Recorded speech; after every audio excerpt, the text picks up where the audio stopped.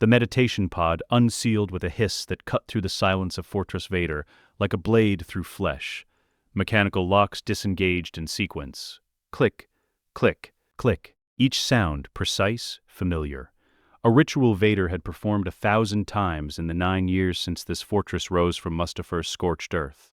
The helmet seals are released next. A pressurized exhale escaped as the mask separated from the collar assembly. Vader's hands, black gloves over cybernetic fingers, lifted the helmet away from his head. The sudden exposure hit him like a physical blow. His lungs convulsed. Even with the chamber's specialized atmosphere, even with the hyperbaric pressure supporting his damaged respiratory system, the first breath without the mask was agony. Scarred tissue strained. Ruined alveoli struggled to process oxygen. His throat, ravaged by volcanic ash and decades of mechanical breathing, burned with each inhale. But he endured. He always endured. Vader, no, here in this chamber he could still think of himself as Anakin. Placed the helmet on its mounting cradle. The meditation pod stood open behind him, a cylindrical tomb of black metal and reinforced transparent steel.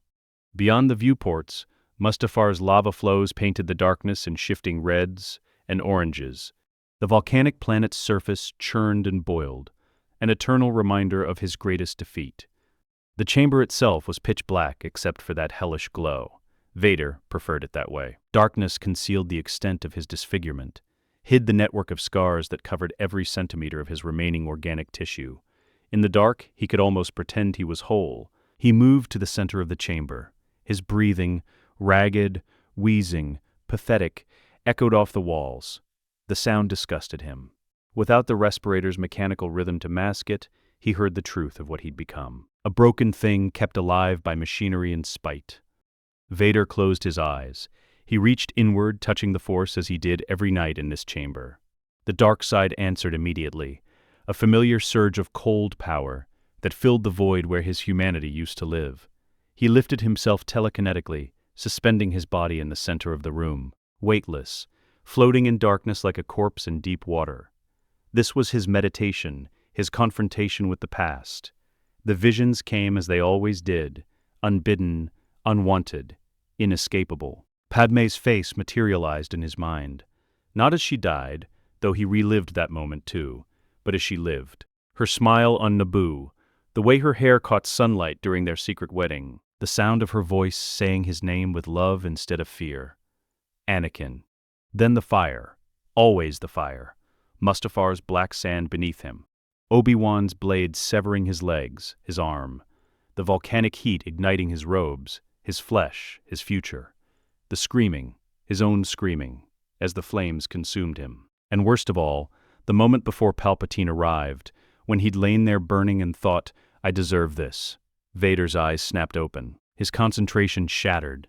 The telekinetic suspension failed, and he dropped to the floor, landing hard on his cybernetic legs. The impact sent pain signals through the neural interfaces where metal met flesh. He welcomed it. Pain was real. Pain was deserved. The chamber's environmental controls hummed softly, maintaining the precise atmospheric pressure that kept him alive without the mask. The temperature read 18 degrees Celsius on the console to his left, optimal for his damaged physiology. Except the temperature was dropping. Vader noticed it immediately. His breath, previously invisible, now misted in the air before his face. Frost formed on the meditation pod's control panel. Impossible. The climate systems were triple redundant, designed to never fail. A failure here meant death. He reached for the Force, searching for a malfunction in the machinery. Instead, he felt something that shouldn't exist in this fortress of darkness and rage. Warmth, compassion, light. Vader spun toward the source. His hand instinctively reached for his lightsaber, but the weapon hung with his armor on the far wall. Here in the meditation chamber, he was defenseless, vulnerable, human. The light appeared at the chamber's center, not the red-orange glow of lava through the viewports, but something else entirely, silver-blue radiance that grew brighter with each passing second, pushing back the darkness like dawn breaking over a world that had forgotten the sun. Vader's scarred features twisted in confusion, then denial, then something that might have been hope if he still possessed the capacity for it. He tried to speak, but his ruined vocal cords produced only a wet rasp. The words died in his throat, the light coalesced, took shape, became her. Padmé Amidala stood before him, not the corpse he'd seen at her funeral, waxy and still in her senatorial robes with flowers woven through her hair. Not the broken woman he'd force-choked on Mustafar, collapsing to the landing platform as Obi-Wan rushed to her side. This was Padmé, as she'd lived, radiant, whole, dressed in the simple gown she'd worn at the lake retreat, on Naboo where they'd married in secret. Her form was translucent, glowing with soft luminescence, but her eyes were real, brown and infinite, and filled with the same sadness he saw in his own reflection on the rare occasions he could bear to look. Those eyes found him across the chamber. Recognition passed between them like an electrical current. Vader's mind fractured. This was impossible. The dead did not return. Palpatine had taught him that the Sith could cheat death, could transfer consciousness between bodies, could sustain life through unnatural means. But the Jedi? They simply died. Their essence rejoined the Force. They were gone. Unless this was a trick, a Sith illusion, a test from Palpatine to measure his loyalty or expose some hidden weakness, his master was capable of such manipulations. The Emperor had spent decades crafting the perfect lies, the perfect torments, to keep his apprentice chained. Vader took a step backward. His breathing accelerated, the wheezing growing more pronounced without the respirator to regulate it. If this was an attack, he needed the mask, needed the armor, needed the protection of Darth Vader's shell to shield the broken man inside. He turned toward the armor rack. Anakin. The voice stopped him mid-step, not channeled through a hologram. Her actual voice, unchanged by death or time, speaking his true name, the name no one had used with love in a decade. The word broke something inside him that 1,000 battles couldn't touch. Vader turned back to face her. His lips moved, trying to form words his damaged throat couldn't produce. Finally, he forced sound through the ruin of his vocal cords. No. The word came out as a rasp, barely audible. Not real. Can't be real. Padmé's translucent form moved closer. Not walking, her feet didn't quite touch the floor, but gliding through the air with the grace she'd possessed in life. The silver-blue light surrounding her pushed back the darkness of the chamber, illuminated the full extent of Vader's scars. He saw himself reflected in her eyes.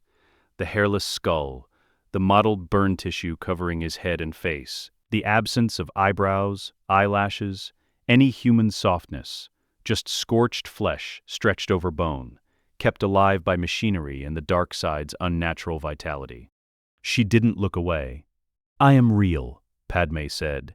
Her voice carried the gentle firmness he remembered from the Senate chambers, when she'd argued for peace while the galaxy burned around her.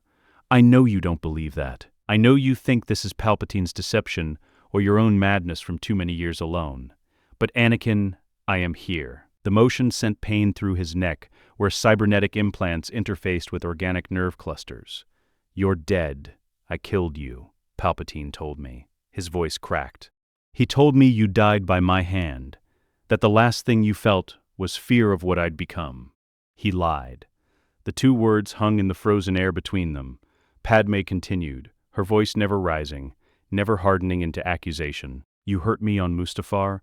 The force choke rendered me unconscious, damaged my trachea, caused complications that I never fully recovered from. But I survived long enough to give birth, long enough to see our children and name them and tell them they were loved." Children? The word escaped Vader's throat. As barely more than a whisper, there was only... He stopped. His mind reeled. Palpatine had said the child died, that Vader's attack had killed both mother and unborn baby, that his rage had murdered the only good thing left in his life. Another lie? How many lies? How much of his entire existence had been built on deception? Padmé seemed to sense his thoughts. She moved closer, until she stood an arm's length away. Her translucent hand reached toward his scarred face, stopping just short of touching him. He felt warmth radiating from her presence, a sensation he hadn't experienced in 9 years of living in armor designed to cause constant pain. "I gave birth to twins," she said. "Luke and Leia, a boy and a girl. Your son and daughter, Anakin, they survived. They were hidden from the Emperor, and they need their father." The meditation chamber spun. Vader's legs, what remained of them, the cybernetic replacements that ended at mid-thigh, nearly buckled. He fell to his knees, The impact sent shockwaves through the neural interfaces, but he barely felt it through the greater pain of realization. Children. Twins. Alive. Hidden. Everything Palpatine had told him was a lie, the foundation of Darth Vader's existence, that he'd destroyed the only person he loved, that he had nothing left except service to the Empire, crumbled like a structure with its supports removed. Vader's hands came up to his face, covering the burn scars as if he could hide from this truth. A sound escaped him that hadn't left his throat in a decade. Not a scream of rage, not the mechanical breathing of his respirator. Something older and more broken. A sob. "No," he gasped between ragged breaths. "No, no, no. You can't be." Words failed him. His entire identity collapsed under the weight of hope, that most dangerous of emotions, the one Palpatine had systematically extinguished through years of calculated cruelty. Padmé knelt beside him. Her spirit form created a strange warmth in the frigid chamber, like standing near a fire on a winter night. Her hand hovered over his, not quite touching, but close enough that he felt her presence through the Force. "I have returned because you were lied to, Anakin," she said. "About everything. About my death. About our children. About who you could have been. The Emperor built your prison from falsehoods, and I am here to tear down the walls." Vader looked up at her through eyes that could still produce tears despite the fire damage. "Children," he repeated, his voice a strangled rasp. "How? Where?" Padmé's expression held infinite sadness and equally infinite determination. "They are safe, for now. But they're growing. Luke is 8 years old. Leia is 8 years old. Soon they will begin to touch the Force unconsciously, and when they do, Palpatine's servants will sense them. They will be found. They will be twisted or killed or made into weapons like their father." She leaned closer, her luminous face filling his vision. "Our children need their father," she said. "Not Darth Vader, not the Emperor's apprentice. They need Anakin Skywalker, and I am here to help you become him again." The chamber fell silent, except for Vader's labored breathing and the distant rumble of Mustafar's volcanic core. Frost continued to spread across the walls despite the environmental controls. The silver-blue light surrounding Padmé pulsed like a heartbeat. Vader stared at the woman he'd loved, the woman he'd lost, the woman who somehow stood before him offering redemption when he deserved only damnation. "I don't know if I can," he whispered. Padmé's hand moved to where his cheek would be beneath the scars. He felt warmth bloom there, an impossible sensation through dead tissue. "Then I will teach you," she said, "just as you once taught me that there was always hope, even in the darkest times. Do you remember, on Naboo, when the Trade Federation occupied our world, when victory seemed impossible? You were 9 years old and you told me, 'I can help.'" Vader remembered. That small boy seemed like a different person entirely, separated from him by decades and so much blood, it had drowned the galaxy. "That boy is dead," he said. "No." Padmé's voice carried absolute certainty. "He's buried, hidden beneath armor and pain and years of lies. But he's still there, Anakin. I can feel him, and our children need him to wake up." The meditation chamber's temperature continued to drop. Vader's breath misted with each exhale. The frost on the viewports obscured the lava flows beyond. The only light came from Padmé's spirit, a beacon in the darkness of Fortress Vader. She stood, extending her translucent hand toward him. "Stand up," she said. "Not as Vader, as yourself. As their father, and I will show you the truth of everything Palpatine has hidden." The weight of 9 years pressed down on him. Every atrocity, every murder, every world conquered in the Emperor's name. The suit's absence left him feeling naked and exposed in ways that had nothing to do with his scarred flesh. But somewhere beneath the layers of pain and darkness and carefully constructed self-loathing, something stirred, not hope, not yet, but curiosity, the same curiosity that had driven a 9-year-old slave boy to build a podracer from scrap. The same need to understand, to fix, to make things better that had once defined Anakin Skywalker. If she was real, and every instinct screamed that she was, that no Sith illusion could recreate the exact cadence of her voice or the specific way she tilted her head when she was determined, then everything changed. If she was real, then the Emperor had lied. If she was real, then his children lived. If she was real, then perhaps the last 9 years didn't have to define the rest of his existence. Vader's cybernetic hand closed around hers. He felt nothing through the mechanical sensors, but in the Force, her presence was warm and bright and impossibly alive. He stood.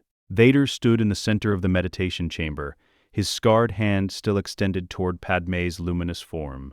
The cold had settled into his bones, what remained of them, and he found himself unable to stop shaking. Whether from temperature or shock, he couldn't determine.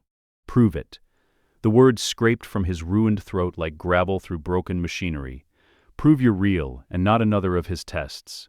Padmé's translucent features softened with understanding rather than offense. She moved to the viewport, her spirit form casting silver-blue reflections across the frost-covered transparasteel. Beyond the window, Mustafar's lava flows churned in their eternal cycle of destruction and renewal. "I am not a Force ghost as the Jedi understood them," she said. Her voice carried the same measured tone she'd used when explaining complex political strategy to the Senate. "I had no training in their techniques. I shouldn't exist in this form at all." Vader's breathing grew more labored. Each word from her lips was another crack in the foundation of everything he'd built his identity upon. "Then how?" "The cosmic force itself sustains me." Padmé turned from the viewport to face him fully. "I cannot fully explain the mechanism. I sense the will of something greater, perhaps connected to what the Jedi called the Force priestesses, perhaps the essence of balance itself responding to the corruption of the prophecy. What I know is this: your fall was built on deception, and the Force itself has granted me this manifestation to help correct what was broken." The explanation was vaguer than Vader would have liked, but he'd felt her warmth in the Force, felt the genuine light radiating from her presence. No Sith technique could fabricate that. "The mechanics don't matter," Padmé continued, reading his confusion. "What matters is this: I can only manifest near you, and only in places strong with the Force. This fortress, built on an ancient Sith cave, qualifies. But Anakin, my time is limited. I can hold this form for hours, perhaps days, if the Force wills it. But eventually, I will fade. We must use what time we have." Vader moved closer, drawn by an instinct he'd thought dead. He reached out again, watching his cybernetic fingers pass through her shoulder without resistance. The warmth remained, but she was insubstantial, present but untouchable. Like everything good in his life, visible but forever beyond his grasp. "You said twins." His voice dropped to barely more than a whisper. The respirator's absence meant every word cost him, forced his damaged lungs to work harder. "Luke and Leia. Where are they? Who guards them? Are they safe?" The questions tumbled out in rapid succession, military precision overriding emotional turmoil. This was what Vader did: assessed threats, identified variables, calculated probabilities. If his children lived, they were potential targets. Palpatine would see them as weapons to be claimed, or enemies to be eliminated. Padmé's expression shifted to something between sympathy and strategic calculation. "I won't tell you their exact locations. Not yet." Rage flared in Vader's chest. The dark side surged, responding to his spike of fury. The frost on the walls cracked and splintered. "They're my children, and your mind is still clouded by the dark side." Padmé's voice carried steel beneath the gentleness.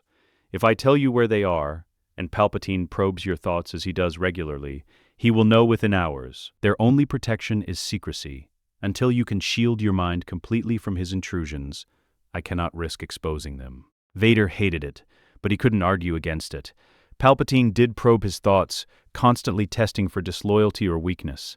The Emperor's mental invasions were subtle but relentless, like water wearing away stone over decades. "Then what can you tell me?" Vader asked. Padmé moved to the meditation pod, her hand hovering over its control panel without touching it. "Luke and Leia were separated at birth, hidden in different locations, raised by different families, protected by those who loved me and knew what you could have been. They are Force-sensitive, both of them. They inherited your power, Anakin, your potential." The words hit Vader like a physical blow. His power. Over 20,000 midi-chlorians per cell, the highest count ever recorded. The Chosen One's gift, now split between two children who didn't know their father was the galaxy's most feared enforcer. "How powerful?" he asked immensely. "Perhaps as powerful as you would have been if Mustafar hadn't." She stopped, the sentence dying in the cold air. They both knew how it ended. If Mustafar hadn't burned away his potential, If Obi-Wan's blade hadn't severed his connection to the Force's full strength, if the suit hadn't become both life support and prison, Vader's cybernetic hand clenched into a fist. The servos whined in the silence. Palpatine will sense them eventually. When they begin using the Force unconsciously, his inquisitors will feel the disturbance. Yes, Padmé's acknowledgement carried the weight of terrible certainty. That's why I came now. They're 8 years old. Within the next 2 to 3 years, they'll reach the age where Force sensitivity manifests actively rather than passively. We have that window, perhaps 2 years at most, before they become visible to those who hunt Force users. Then, I need to know where they are. I can protect them. You can do nothing from inside Palpatine's cage. Padmé's interruption was sharp enough to cut through his building fury.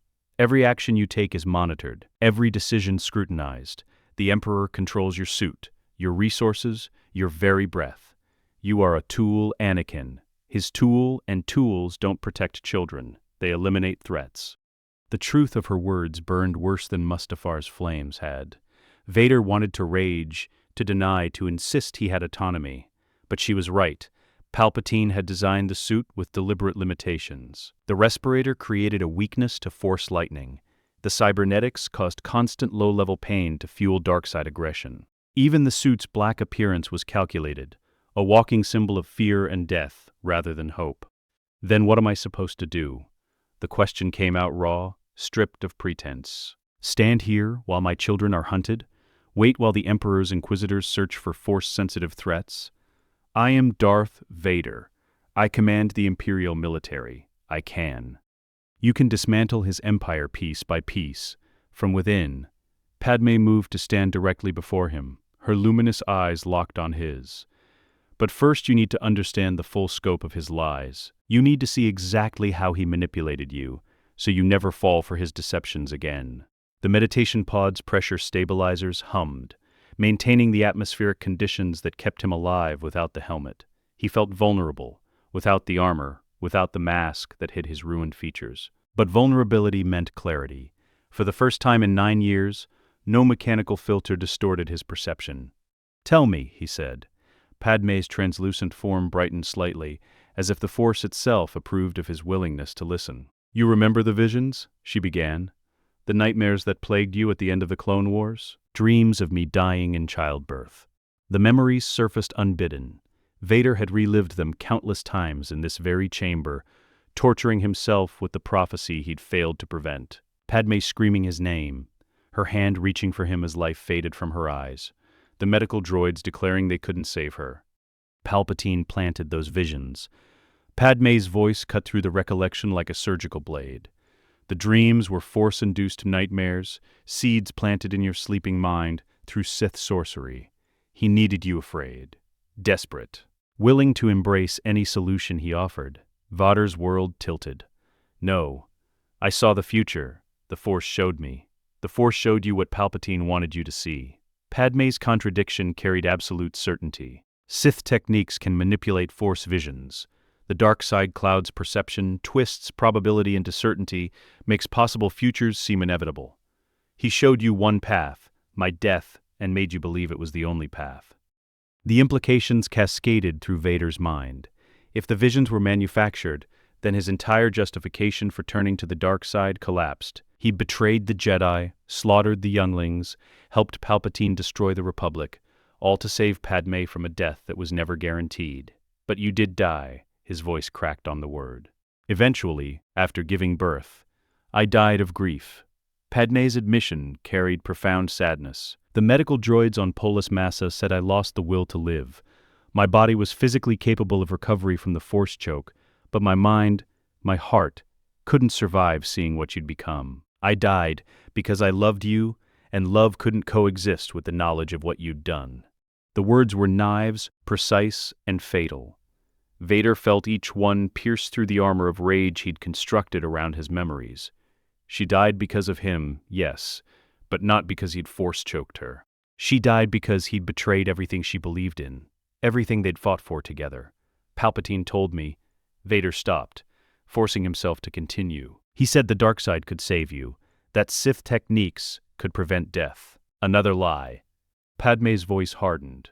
"Or rather, A half-truth twisted into deception. The Sith can sustain life through unnatural means. You're proof of that. Your suit keeps you alive when you should have died on Mustafar, but prevent death entirely? Cheat mortality? No. Anakin, that power doesn't exist. Palpatine dangled an impossibility before you and made you believe it was within reach. Vader moved to the viewport, staring at Mustafar's hellscape beyond the frost-covered transparistile. The planet that had destroyed him now surrounded him by choice. He'd built this fortress on the site of his greatest defeat, created a monument to his own suffering. Palpatine had encouraged the construction, claiming it would strengthen Vader's connection to the dark side. Another manipulation. Another chain. He orchestrated everything, Vader said slowly, piecing together the pattern. The Clone Wars, the visions, the fear, the promises, all of it calculated to bring me to Mustafar broken and desperate enough to accept the suit. Yes, Padmé's confirmation was gentle but unyielding. The Clone Wars were his design from the beginning. He played both sides, Supreme Chancellor Palpatine leading the Republic, Darth Sidious controlling the Separatists through Count Dooku. Every battle, every casualty, every political crisis was engineered to isolate you from the Jedi Council and bind you closer to him. The scope of the deception was staggering. Vader had known Palpatine was cunning, had witnessed the Emperor's political machinations firsthand, but this level of long-term manipulation, spanning years and orchestrating galactic war to corrupt a single Jedi, exceeded anything he'd imagined. The Jedi Council never trusted me because he made sure they wouldn't, Vader continued, following the logic. The missions he sent me on, the secrets he shared, the private meetings, all designed to create suspicion. He made you feel like an outsider, Padmé agreed, then positioned himself as the only one who truly understood you. Classic manipulation. Isolate the victim from support systems, then present yourself as their sole ally. The reinforced transparistile didn't crack, but frost shattered and fell like snow. And when I finally broke, when I slaughtered the Jedi Temple, when I attacked you, that was the final chain. Guilt and grief and the belief that I'd destroyed everything I loved. That kept me enslaved more effectively than any weapon. Until now. Padmé moved to stand beside him at the viewport. Side by side, the burned monster and the radiant spirit. Now you know the truth. Your children live. Anakin, Luke and Leia survived. They are strong, healthy, powerful in the Force. Everything Palpatine told you was calculated to keep you broken and obedient. But I'm here to tell you, you were lied to. About all of it. Vader turned to face her. The silver-blue light surrounding her form seemed brighter now, pushing back more of the chamber's darkness. Or perhaps his eyes were simply adjusting, learning to see light again after 9 years of deliberately chosen shadow. Why now, he asked. If the Force, if this cosmic intervention, wanted to occur, why wait 9 years? Why let me serve him, kill for him, help him enslave the galaxy? Padmé's expression grew troubled. I don't have all the answers. The cosmic force works in ways I don't fully understand, even in this state, but I believe the timing is deliberate. Your children are approaching the age where they'll manifest force abilities.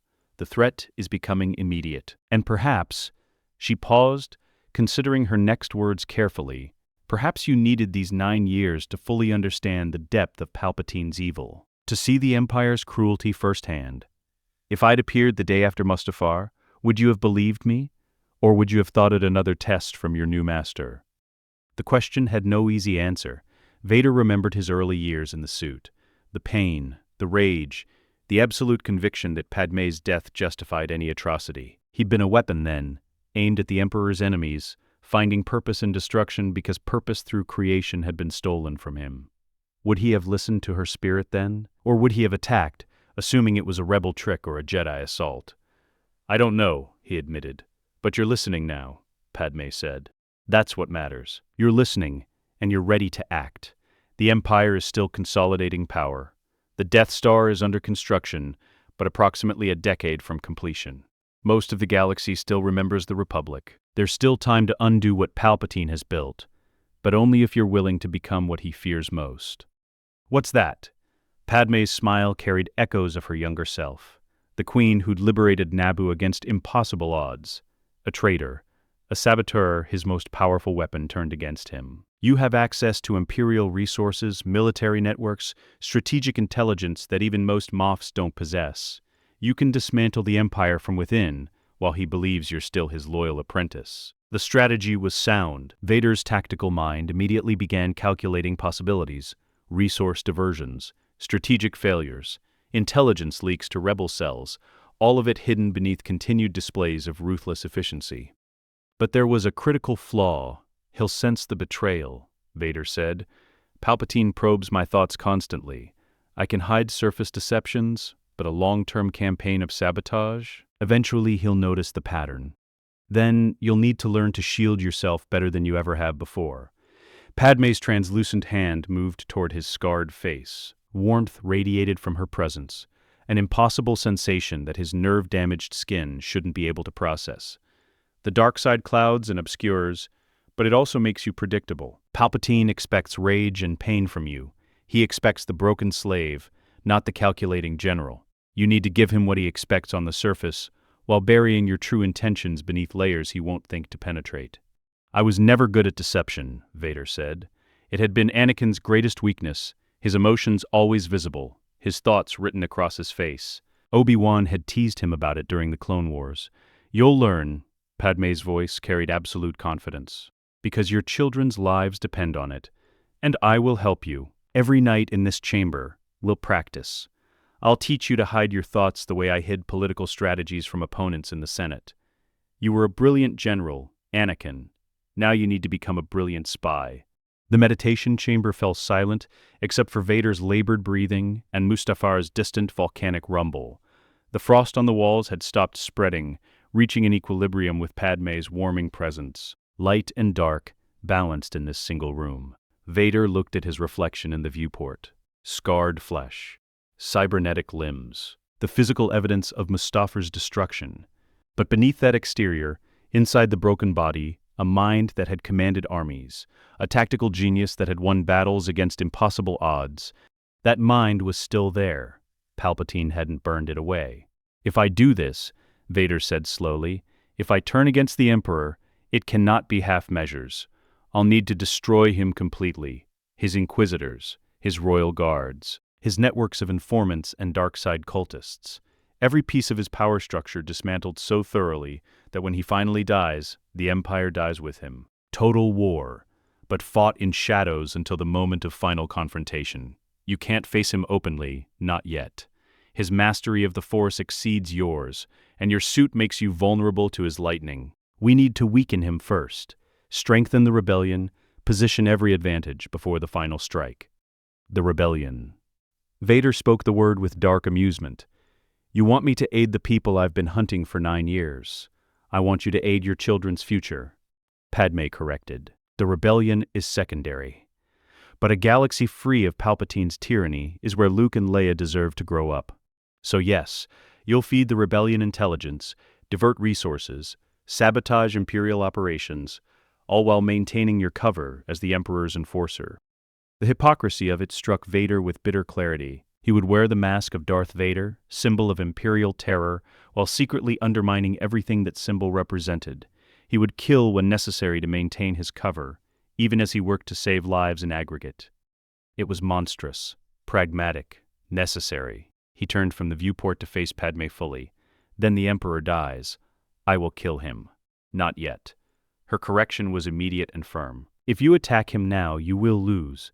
He is still more powerful in the Force, and you are weakened by rage and pain, and this suit's limitations. We must be patient, strategic. Anakin, you were a brilliant general once. You must become one again, but this time you fight for your family, not for his empire. For a long moment, Vader stood motionless. Then his hand reached toward the armor rack where his helmet waited. The meditation session was ending. Soon he would need to seal himself back into Darth Vader's shell and face the galaxy as the Emperor's apprentice. But now he would do it with purpose beyond service, beyond obedience. His fingers closed around the helmet. The polished black surface reflected Padmé's silver-blue radiance. Our children, he said. What are they like? Padmé's smile carried infinite sadness and infinite love. Strong, compassionate, brave. Everything we were at our best, and nothing we became at our worst. They deserve to know their father, Anakin, the real one, not the monster Palpatine created, but the man who's going to save them. The hiss of seals engaging echoed through the chamber as he locked the mask back into place. The respirator activated with its familiar rhythmic breathing. The HUD displays flickered to life, painting tactical data across his vision. Darth Vader stood whole once more, but inside the armor, Anakin Skywalker had finally awakened. Then the Emperor dies, Vader repeated through the vocoder. His voice was mechanically distorted now, robbed of humanity, and our children live free. Padmé's spirit glowed brighter in the darkness of Fortress Vader. Yes, she said. Now let's plan how to make it happen. 6 weeks later, the Lambda-class shuttle descended through Nur's perpetual storm clouds like a blade cutting through flesh. Lightning arced across the viewport, illuminating the moon's dark oceans below. The water stretched to every horizon, black, endless, churning with waves that never stopped moving. Fortress Inquisitorius rose from that ocean like a spear thrust upward by a drowning hand. Black metal and imperial architecture, the structure climbed hundreds of meters into the sky, its upper levels disappearing into the cloud layer. Anti-gravity platforms surrounded the base, holding the massive weight above water that would otherwise swallow it. The shuttle's pilot, a naval officer whose name Vader had never bothered to learn, announced their approach with barely controlled nervousness. "My lord, we're receiving clearance codes from the fortress. Landing Platform 3 is prepared for your arrival." Vader didn't acknowledge the statement. He sat in the passenger compartment's meditation seat, hands resting on his knees, breathing regulated by the respirator's mechanical rhythm. To any observer, he appeared calm, focused, the Dark Lord preparing for another routine inspection. Inside, beneath the armor, Anakin Skywalker ran through combat sequences he hadn't used in 9 years. Jedi techniques buried under layers of Sith aggression, Form 3 defensive patterns, Form V power strikes. The muscle memory was still there, encoded in whatever remained of his organic nervous system. Padmé's spirit sat across from him, visible only to his eyes. Her translucent form flickered slightly as the shuttle shook through atmospheric turbulence. She'd been silent since they left Mustafar, watching him with an expression he couldn't quite read. "You don't have to watch this," Vader said quietly, his vocoder barely above a whisper. The pilot couldn't hear him over the engine noise. "Yes, I do." Padmé's response carried quiet determination. "You said you're doing this for our children. I need to witness what that means. What it costs." The shuttle touched down on the landing platform with a magnetic clamp that reverberated through the hull. The boarding ramp extended. Rain hammered against the shuttle's exterior. Nur's eternal precipitation, warm and thick with oceanic minerals that left residue on everything. Vader stood, his cape settled around his shoulders as he moved toward the exit. Each step was measured, deliberate, the walk of someone who owned every space he entered. The Grand Inquisitor waited at the platform's edge, flanked by 2 lesser Inquisitors, the 5th brother and 7th sister. All 3 bowed as Vader descended the ramp, their heads lowering in synchronized deference. "Lord Vader," the Grand Inquisitor said, his pale Pau'an features drawn in careful neutrality. "Your arrival honors us. We have assembled all active Inquisitors as you commanded. They await in the primary training arena." Vader's HUD displays tracked vitals automatically, 12 life signs in the fortress's central chamber, elevated heart rates indicating nervousness. Good. They should be nervous. Vader's training assessments had killed 3 Inquisitors over the years, testing their capabilities past the point of survival. "Lead me to them," Vader commanded. They walked through corridors of black metal and reinforced transparasteel. The fortress's interior was deliberately oppressive. Narrow passages, low ceilings despite the structure's height, lighting that created harsh shadows, designed to break captured Jedi psychologically before the physical interrogations began. Vader had overseen the fortress's construction personally. He knew every corridor, every chamber, every structural weakness. That knowledge would be useful very soon. The Grand Inquisitor attempted conversation as they walked. "My lord, the 2nd sister recently captured a Force-sensitive child on Braca, a human boy approximately 8 years old. Shall we begin his indoctrination, or would you prefer to evaluate him personally?" 8 years old, Luke's age. The comparison hit Vader like a physical blow, though his armor betrayed nothing. Some child had been torn from their family, brought to this fortress, destined to become a weapon for Palpatine's empire. "Release him," Vader said. The Grand Inquisitor stopped walking. "My lord?" "The child. Release him to the nearest Republic orphanage, with false documentation.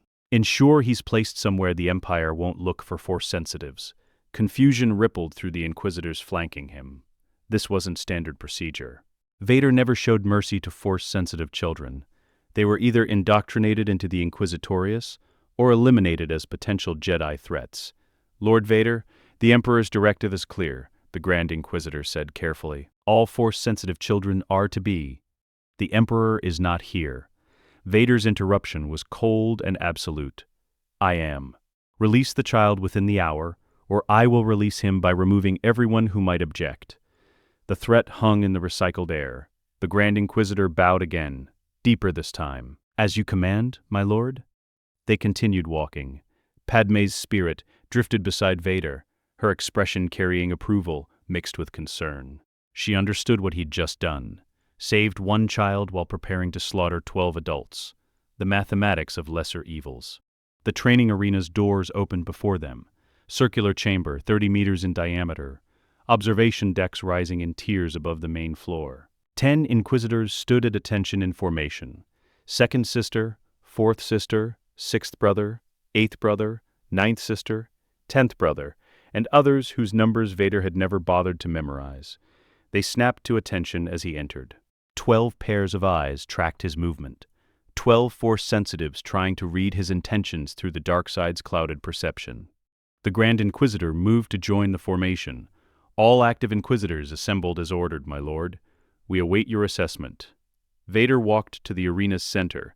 His boots echoed on the durasteel floor with each step. He turned slowly, studying each face. Former Jedi, all of them. Broken and remade into hunters of their own kind. Some had come to the Inquisitorius willingly, seduced by survival and power. Others had been tortured into compliance. It didn't matter now. They were threats to Luke and Leia. That made them targets. "Assessment protocols suspended," Vader announced. His vocoder carried the words to every corner of the chamber. New objective: survival.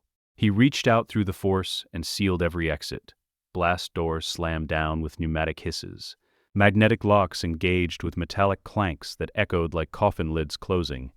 The observation deck's access points sealed simultaneously, cutting off escape routes above. Automated defense turrets emerged from concealed positions in the walls, their targeting systems tracking the Inquisitors rather than protecting them. The Grand Inquisitor's yellow eyes widened with realization. Half a second before Vader ignited his lightsaber, the crimson blade screamed to life, bathing the chamber in red light. Vader didn't speak, didn't explain, didn't give them time to process what was happening. He attacked. The Grand Inquisitor was first, the most skilled, the most dangerous. Vader crossed the distance between them in 3 strides augmented by Force speed. His blade came down in a Gemso power strike that would have cleaved the Pau'an in half.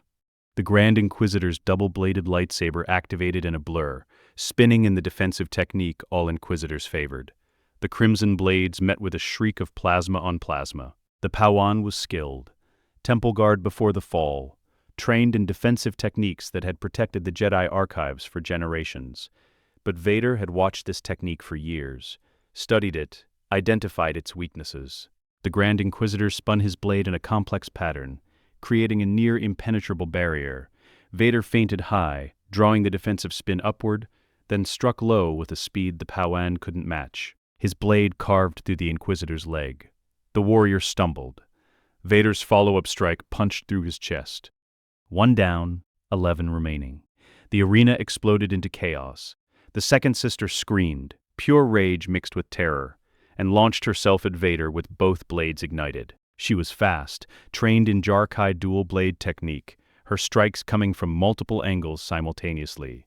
Vader parried the first 3 strikes with minimal movement, his Soresu defensive form creating an impenetrable barrier. She was skilled, aggressive, using her fury to fuel her attacks.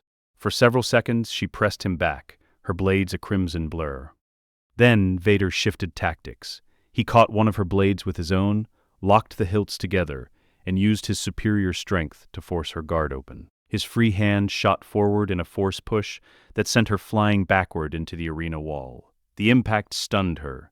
He was on her in an instant, his blade descending in a killing stroke. 2 down. The fifth brother and sixth brother charged together, coordinating their assault.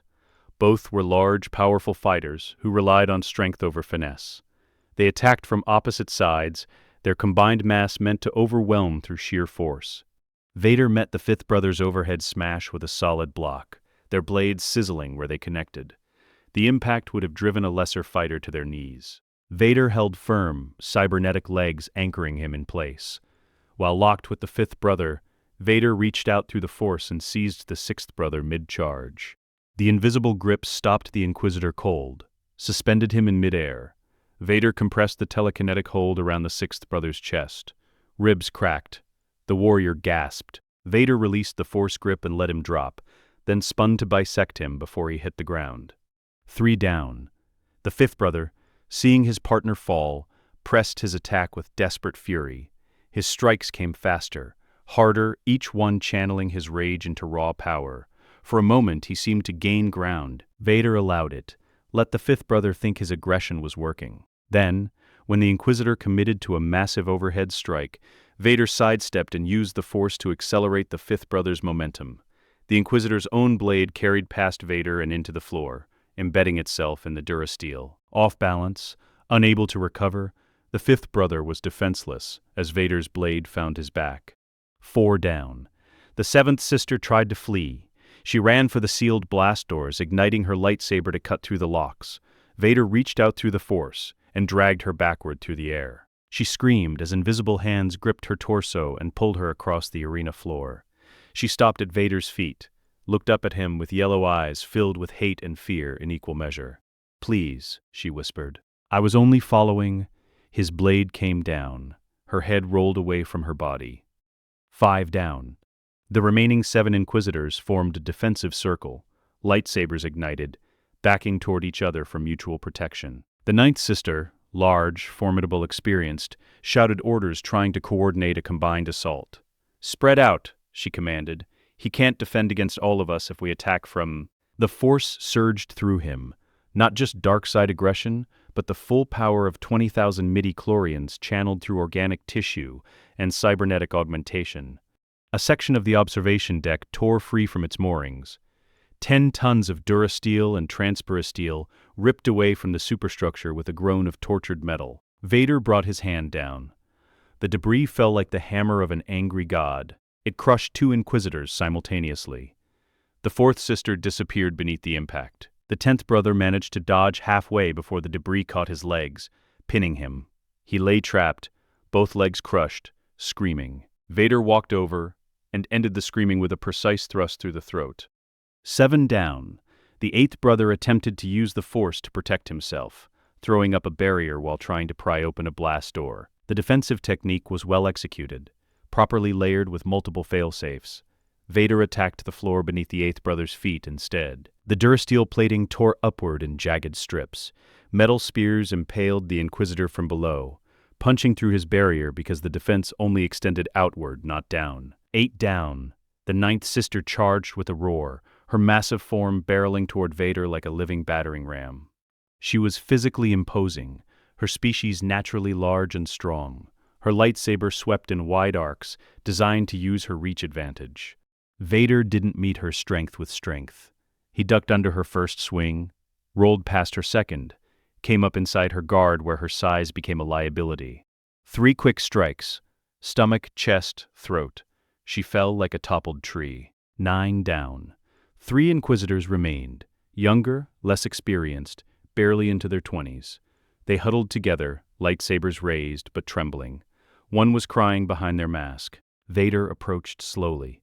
Each step echoed in the arena, now silent except for the hum of lightsabers and the mechanical rhythm of his breathing.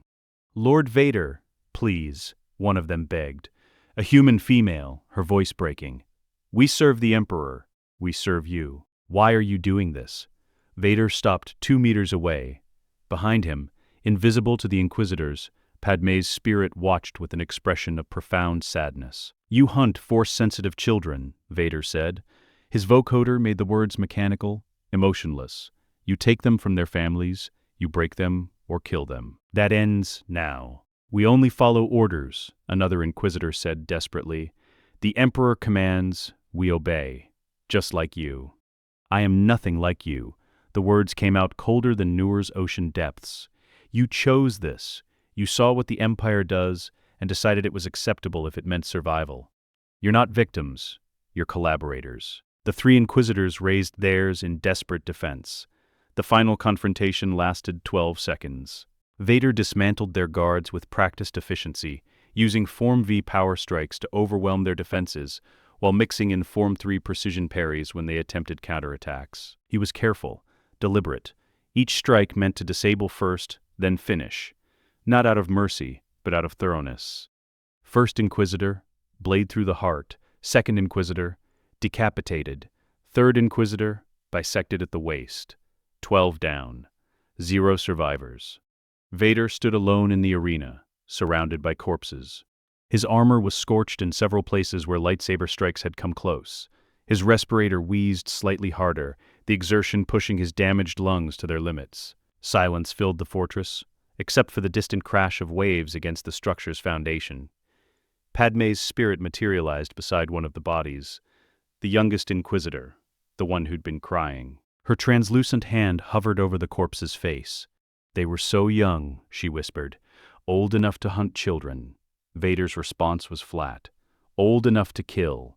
Age doesn't grant innocence to murderers. I know. Padmé stood, turning to face him. I'm not questioning the necessity. I'm mourning what they could have been if Palpatine hadn't corrupted them. Vader moved to the arena's control panel. His cybernetic fingers danced across the interface, accessing the fortress's internal systems. He activated the self-destruct sequence but configured it carefully. Partial detonation rather than complete destruction. Enough to collapse the central spire and create catastrophic damage, not enough to vaporize evidence. The non-Force-sensitive personnel, Padmé asked, already evacuated. Vader had sent them away an hour before the massacre began, citing a suspected rebel infiltration that required immediate lockdown protocols. They'd obeyed without question because Darth Vader's orders weren't debatable. The self-destruct countdown began. 15 minutes. Vader walked through the arena, examining the bodies. He adjusted positions slightly, dragged some corpses to different locations, created the appearance of a desperate running battle rather than a systematic execution. Then he retrieved his lightsaber and began making additional marks on the walls, slashes at different angles, heights, fighting styles. The scorch patterns of multiple attackers rather than a single combatant. Jedi survivors, he explained, seeing Padmé's questioning look. 3 or 4 based on the strike patterns. Coordinated assault to destroy the Inquisitorius and recover archives of Force-sensitive children. Will Palpatine believe it? He'll want to believe it. Vader finished the false evidence and moved toward the exit. The Emperor is paranoid about Jedi survivors organizing against him. This confirms his fears. He'll see the pattern he expects, rather than looking for alternatives. They left the arena.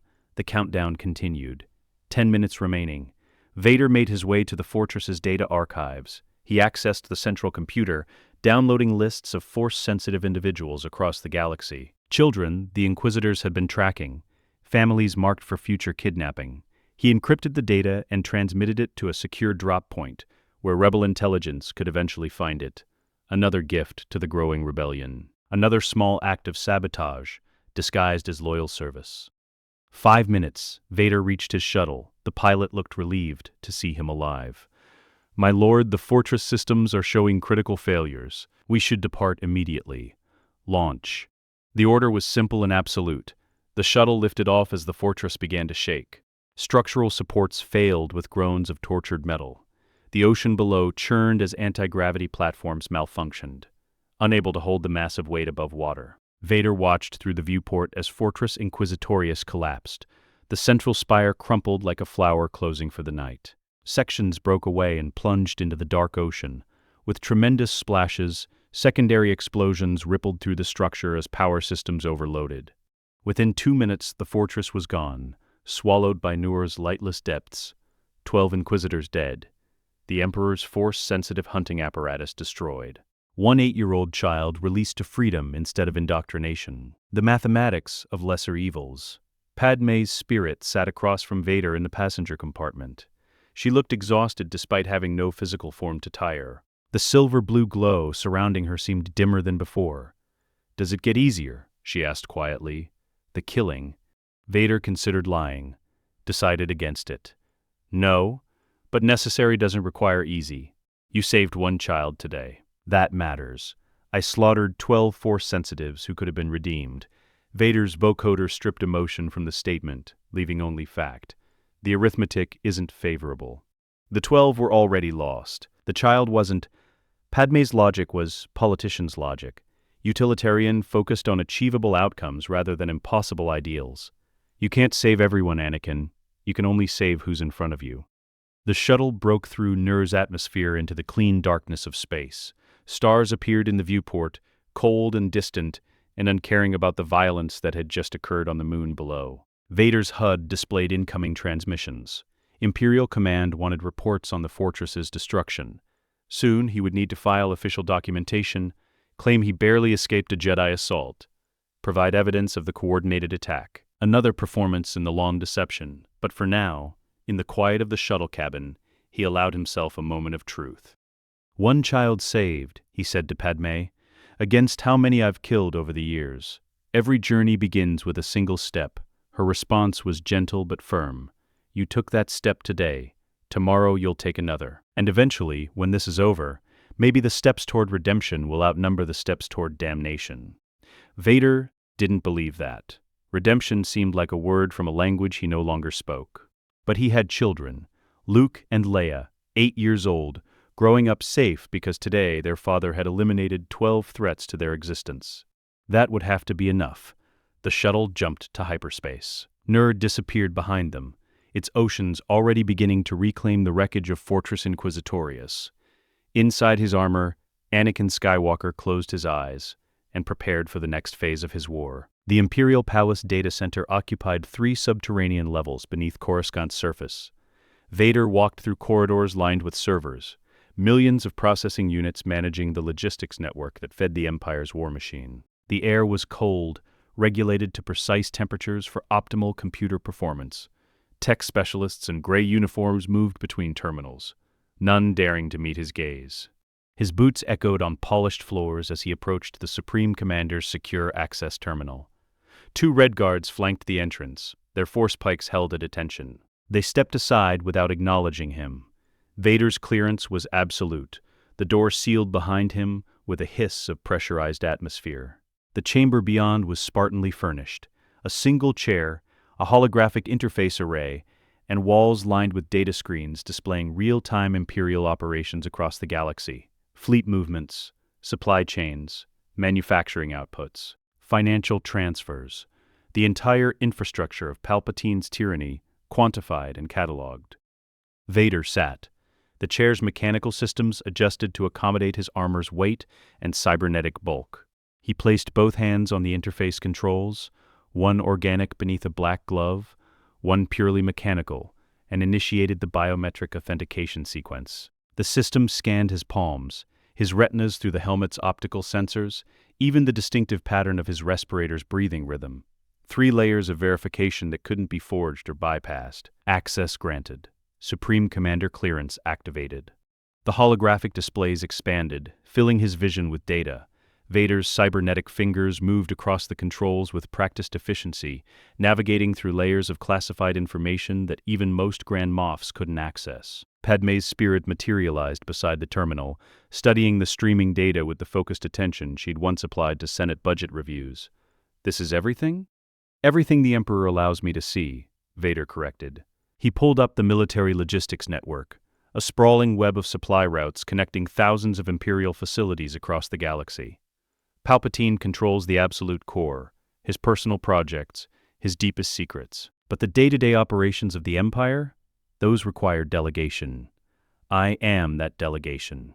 He highlighted a shipment manifest, 10,000 blaster rifles scheduled for delivery to a garrison on Lothal.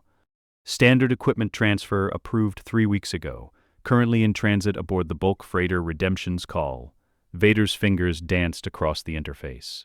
The manifest's destination coordinates changed. Not dramatically, just a few degrees of variance in the hyperspace exit vector. The freighter would still arrive at Lothal, but its cargo would be offloaded at a different landing zone. A landing zone controlled by rebel sympathizers rather than Imperial forces. The rifles will reach the garrison eventually, Vader explained, reading Padmé's questioning look. But only after a convenient delay. Pirates, the report will say, or a navigation malfunction. By the time Imperial auditors investigate, the rebels will have redistributed the weapons to cells across the outer rim. Padmé studied the modified manifest. And no one questions your authorization? No one dares. Vader brought up his command override logs, the screen filled with hundreds of similar adjustments, supply reroutes, requisition approvals, equipment transfers, all stamped with his personal authorization code. Challenging my decisions requires filing reports that cross my desk for approval. The bureaucracy protects itself through its own inefficiency. He opened another data stream, this one showing Imperial black budgets, classified projects with minimal oversight, funded through accounts that existed in carefully maintained obscurity, experimental weapons development, propaganda campaigns, palace renovations, projects the Emperor wanted completed without Senate scrutiny or public knowledge. Project Starhawk, Vader read from one budget line, advanced TIE fighter variant with experimental shielding, allocated 12 million credits this quarter. His fingers moved. Adjusted to 8 million credits. 4 million diverted to Shell Corporation account 447B. Where does that account lead? Padmé asked. Vader brought up the corporate structure, a maze of subsidiary companies, holding corporations and financial intermediaries that would take forensic accountants months to untangle. At the end of the chain, buried beneath 17 layers of corporate ownership, sat a small investment firm on Alderaan. Bail Organa's network, Vader said. He'll never know the credits came from Imperial black budgets. The money will simply appear as profits from legitimate investments. He'll use it to fund rebel operations while believing he's spending his own resources. Padmé's expression shifted to something between admiration and concern. You've thought this through carefully. I've had 9 years to understand how the Empire functions. Vader continued working, pulling up additional black budget accounts. Project Blackwing, experimental bioweapon development. Project Stellar Sphere, planetary scale destruction research. Project Hidden Faith, archaeological expeditions to Sith temple worlds. Each one received legitimate funding. Each one also lost a percentage, small enough to appear as rounding errors or bureaucratic inefficiency, large enough to fund rebellion when aggregated. How much can you divert before someone notices the pattern? Padmé asked. Vader brought up a statistical analysis he'd prepared earlier. Individually, each diversion appears as normal variance. Collectively, I'm siphoning approximately 7 million credits weekly, distributed across 63 separate accounts, laundered through 40 different shell corporations, reaching 12 rebel networks. Padmé calculated quickly. That's over 300 million credits annually. Yes. Vader highlighted the rebel networks receiving funding. Bail Organa's Alderaanian Resistance Network, Saw Gerrera's Partisans on Onderon, Mon Mothma's Emerging Political Coalition, Cham Syndulla's Ryloth Freedom Fighters, smaller cells on Lothal, Gorse, Jalukan, and others. None of them know the funding source, none of them can trace it back to Imperial accounts, but all of them grow stronger. He brought up comparative data showing rebel capabilities over the past 6 months. Increased weapons stockpiles, more successful raids on Imperial convoys, better intelligence on garrison weaknesses. The correlation with his financial diversion was clear. You're building the army that will eventually fight your empire, Padmé observed. I'm building the army that will fight Palpatine's empire, Vader corrected. There's a difference. 5 months later, the Lambda-class shuttle descended through Tatooine's atmosphere as the twin suns dipped toward the horizon. Vader watched through the viewport as familiar terrain materialized below. Endless dunes, rocky outcroppings, the scattered moisture vaporators that marked habitation in this wasteland. He hadn't set foot on this planet since the day after his mother's funeral, 23 years ago, when he'd been a different person entirely. The memories surfaced unbidden. Shmi's broken body in the Tusken camp, his rage-fueled massacre, the first true taste of the dark side's intoxicating power. Land here, Vader commanded. He transmitted coordinates to the pilot. A location in the Dune Sea kilometers from any settlement. Return to orbit. I'll signal when I require extraction. Darth Vader's orders weren't questioned. The shuttle touched down on sand that shifted beneath its landing gear. The boarding ramp extended with a hydraulic hiss. Vader descended alone.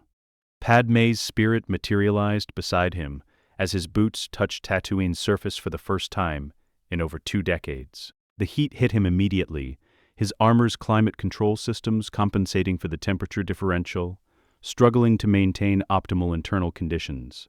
The shuttle lifted off behind them, engines kicking up sandstorms that scoured Vader's cape. Within seconds, the vessel was gone, disappearing into the darkening sky. Silence descended, the absolute quiet of a desert at dusk, broken only by the distant howl of wind across the dunes. "Are you certain about this?"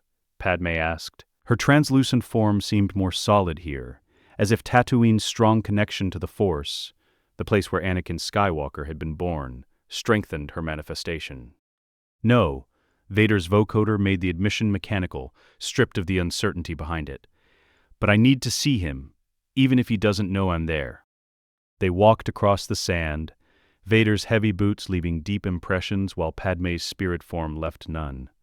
The twin suns painted the dunes in shades of amber and crimson. Shadows stretched long and distorted. The Lars homestead appeared on the horizon after 40 minutes of walking. Moisture vaporators rose from the sand like skeletal fingers. The dome of the underground dwelling barely protruded above ground level, architecture designed to escape the brutal heat rather than display wealth or status. Vader stopped on a ridge overlooking the farm. He activated his helmet's macro-binocular function, magnifying the distant structures. A figure moved between vaporators, small, humanoid, child-sized. Luke. The boy was working on a malfunctioning unit, his movements frustrated and impatient. Even at this distance, even through technological magnification, Vader recognized himself in those gestures. The way Luke tilted his head when concentrating, the kick aimed at stubborn machinery, the hand gestures accompanying what was probably muttered cursing. "He has your impatience," Padmé observed. She'd moved to stand beside Vader, watching their son with an expression of profound longing. "And your intelligence." Vader tracked Luke's movements as the boy successfully repaired the vaporator. He solved the malfunction in less than 2 minutes. Most moisture farmers would have spent an hour on that repair.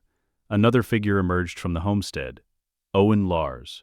Vader recognized him from the funeral all those years ago. Older now, weathered by Tatooine's harsh environment, but still the same man who'd married Shmi and given her a few years of freedom before the Tuskens took her. Owen called out something to Luke. The boy's response was animated, gesturing at the vaporator with obvious pride. Owen nodded approval, ruffled Luke's hair, and headed toward another unit that needed attention. Vader reached out through the Force, extending his senses carefully. He didn't probe deeply. That would risk detection by anyone monitoring for Force disturbances. Just a gentle touch, feeling the shape of his son's presence. Luke's Force signature blazed like a star, untrained, completely raw, but staggeringly powerful. The boy had no idea he was Force-sensitive. He probably attributed any unusual intuitions or lucky coincidences to normal life rather than supernatural ability. But the power was there, waiting, growing stronger as Luke aged. "Palpatine will sense him eventually," Vader said quietly. "When Luke begins using the Force unconsciously, levitating objects during emotional moments, sensing danger before it arrives, influencing people without realizing it, the disturbances will be detectable. Months, perhaps 18 at most." Vader's tactical mind calculated probabilities. The Inquisitors would have been the first to detect him. With them eliminated, the next threat comes from random Force sensitives in the Empire's service. Palpatine himself rarely extends his awareness to backwater worlds like Tatooine, unless given specific reason. So, Luke is safe for now. For now. Vader watched his son disappear into the homestead, following Owen underground. The entrance sealed behind them, but that safety is temporary, and I can't protect him openly without revealing his existence to the Emperor. The realization burned worse than Mustafar's flames had. His son lived less than a kilometer away, and Vader could do nothing but watch from a distance. No contact, no introduction, no acknowledgement of the connection between them. "I want to tell him," Vader admitted. The words came out raw, the vocoder unable to completely mask the emotion. "I want to walk down there, tell Owen Lars to step aside, and explain to Luke who his father really is." "And then what?" Padmé's question was gentle but unflinching. "You're Darth Vader, Anakin. The Emperor's enforcer, the symbol of everything the rebellion fights against. Even if Luke believed you're his father, even if you could prove it, what would that knowledge do to him? Destroy the simple life Owen and Beru had built for him. Make the boy a target for every enemy Vader had accumulated over 9 years of Imperial service. A presence registered in the Force. Powerful, familiar, close. Vader's hand moved to his lightsaber. He spun, scanning the ridge behind them. A figure stood 30 meters distant, robes whipping in the desert wind, lightsaber clipped to his belt, but not drawn. Beard longer than Vader remembered, eyes harder. Obi-Wan Kenobi. Step away from the boy. Obi-Wan's voice carried across the sand with absolute authority. You will not touch him. You will not speak to him. You will leave this planet immediately, or I will stop you. Vader's respirator breathed in the silence between them. His old master. The man who'd trained him. The man he'd left burning on Mustafar's shores. They stared at each other across the sand. Former brothers, now separated by a chasm wider than any physical distance. I'm not here to hurt him, Vader said finally. Forgive me if I don't take your word for it. Obi-Wan's hand drifted toward his lightsaber. You've slaughtered thousands since Mustafar, hunted Jedi across the galaxy, served Palpatine without question or mercy. Why would I believe you've suddenly developed paternal instincts? Because Padmé told me the truth. Vader saw Obi-Wan's expression flicker, confusion mixed with pain at hearing that name. The Emperor lied about her death, about the child. Luke is my son, and I will not let Palpatine take him as he took me. Obi-Wan's face cycled through emotions, disbelief, suspicion, desperate hope, cautious calculation. His hand remained on his lightsaber hilt. Padmé is dead. I was there when she died. I heard her final words. Her body died. Vader gestured to where Padmé's spirit stood, though he knew Obi-Wan couldn't see her. But the Force sustained her consciousness. She returned to reveal the Emperor's deception, to show me that my children survived. Children? Obi-Wan's voice sharpened. Plural? The slip confirmed what Vader had suspected. Obi-Wan knew about Luke, but not Leia. The secret had been compartmentalized, information distributed so that no one person could betray both twins if captured. Luke has a sister, Vader said, hidden elsewhere. Padmé showed me the truth about both of them. Obi-Wan studied him with Jedi perception, reaching through the Force to sense Vader's intentions. His expression shifted gradually from hostile readiness to wary confusion. You're different, Obi-Wan said slowly. Your Force presence. It's still dark, still drowning in the void, but there's something else beneath it. Something I haven't felt since before Mustafar. Padmé's influence. Vader made no attempt to hide the truth. Her spirit guides me, helps me see clearly through the darkness. I'm still Vader, still the monster you watched burn, but I'm also trying to become something more. Why? Obi-Wan's question carried genuine bewilderment. After 9 years of loyal service to the Emperor, why turn now? Because everything I did for 9 years was built on a lie. Vader's vocoder couldn't convey the depth of rage behind those words. Palpatine told me I killed Padmé, that my attack on Mustafar murdered her and our unborn child.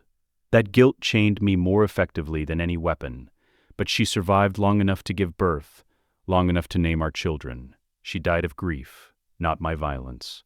Obi-Wan's shoulders sagged slightly. I know. I was there on Polis Massa. I watched her hold the twins. I heard her tell them she loved them before. He stopped, unable to finish. Before she lost the will to live, Vader completed the sentence. Because she saw what I'd become. Because love couldn't coexist with the knowledge of what I'd done at the temple. Wind carried sand across the ridge. In the distance, the Lars homestead remained dark, except for a single light marking the entrance. What do you want, Anakin? Obi-Wan asked finally. The use of his true name carried weight, acknowledgement that some fragment of his former self still existed beneath the armor. I want the Emperor dead. Vader's response was immediate and absolute. I want the Empire dismantled. I want my children to grow up free from the tyranny I helped create, and I need your help to make it happen. My help? You want the man you left burning on Mustafar to help you commit treason against the Empire you built? Yes. The single word hung in the desert air. Obi-Wan stared at Vader like he was trying to solve an impossible equation. Finally, he spoke. Prove it. Prove you're not manipulating me. Prove Padmé actually revealed herself to you." His hand remained on his lightsaber. "Tell me something only she would know, something you couldn't have learned from interrogating prisoners or reading intelligence reports." Then he spoke quietly, the vocoder rendering the words mechanical, but the content unmistakably genuine. "On Naboo, during the occupation, before the Battle of Grassy Plains, you, Padmé, and I were hiding in the swamps. Padmé was still queen, wearing her elaborate gowns despite the mud. She told you about her greatest fear, not dying, but living long enough to see the Republic fall, and being powerless to stop it." Obi-Wan's face went pale. "How do you?" She also said that if the galaxy ever needed saving, she hoped the Jedi would remember they served the Force, not the Senate. Vader continued. "You told her the Jedi would always stand for peace and justice. She smiled and said she hoped you were right, but she'd seen too much politics to trust any institution completely." I never told anyone about that conversation. Obi-Wan's voice was barely a whisper, not even the council. "Padmé told me." Vader gestured again to where her spirit stood. "She's here now, watching us, hoping you'll believe me because she can't manifest to you the way she can to me." Padmé's translucent form moved closer to Obi-Wan. She reached out as if to touch his shoulder, her hand passing through his robes, without physical contact. But Obi-Wan's expression shifted, a sudden intake of breath, a widening of eyes. "I felt something," he said, "a warmth, like sunlight through clouds."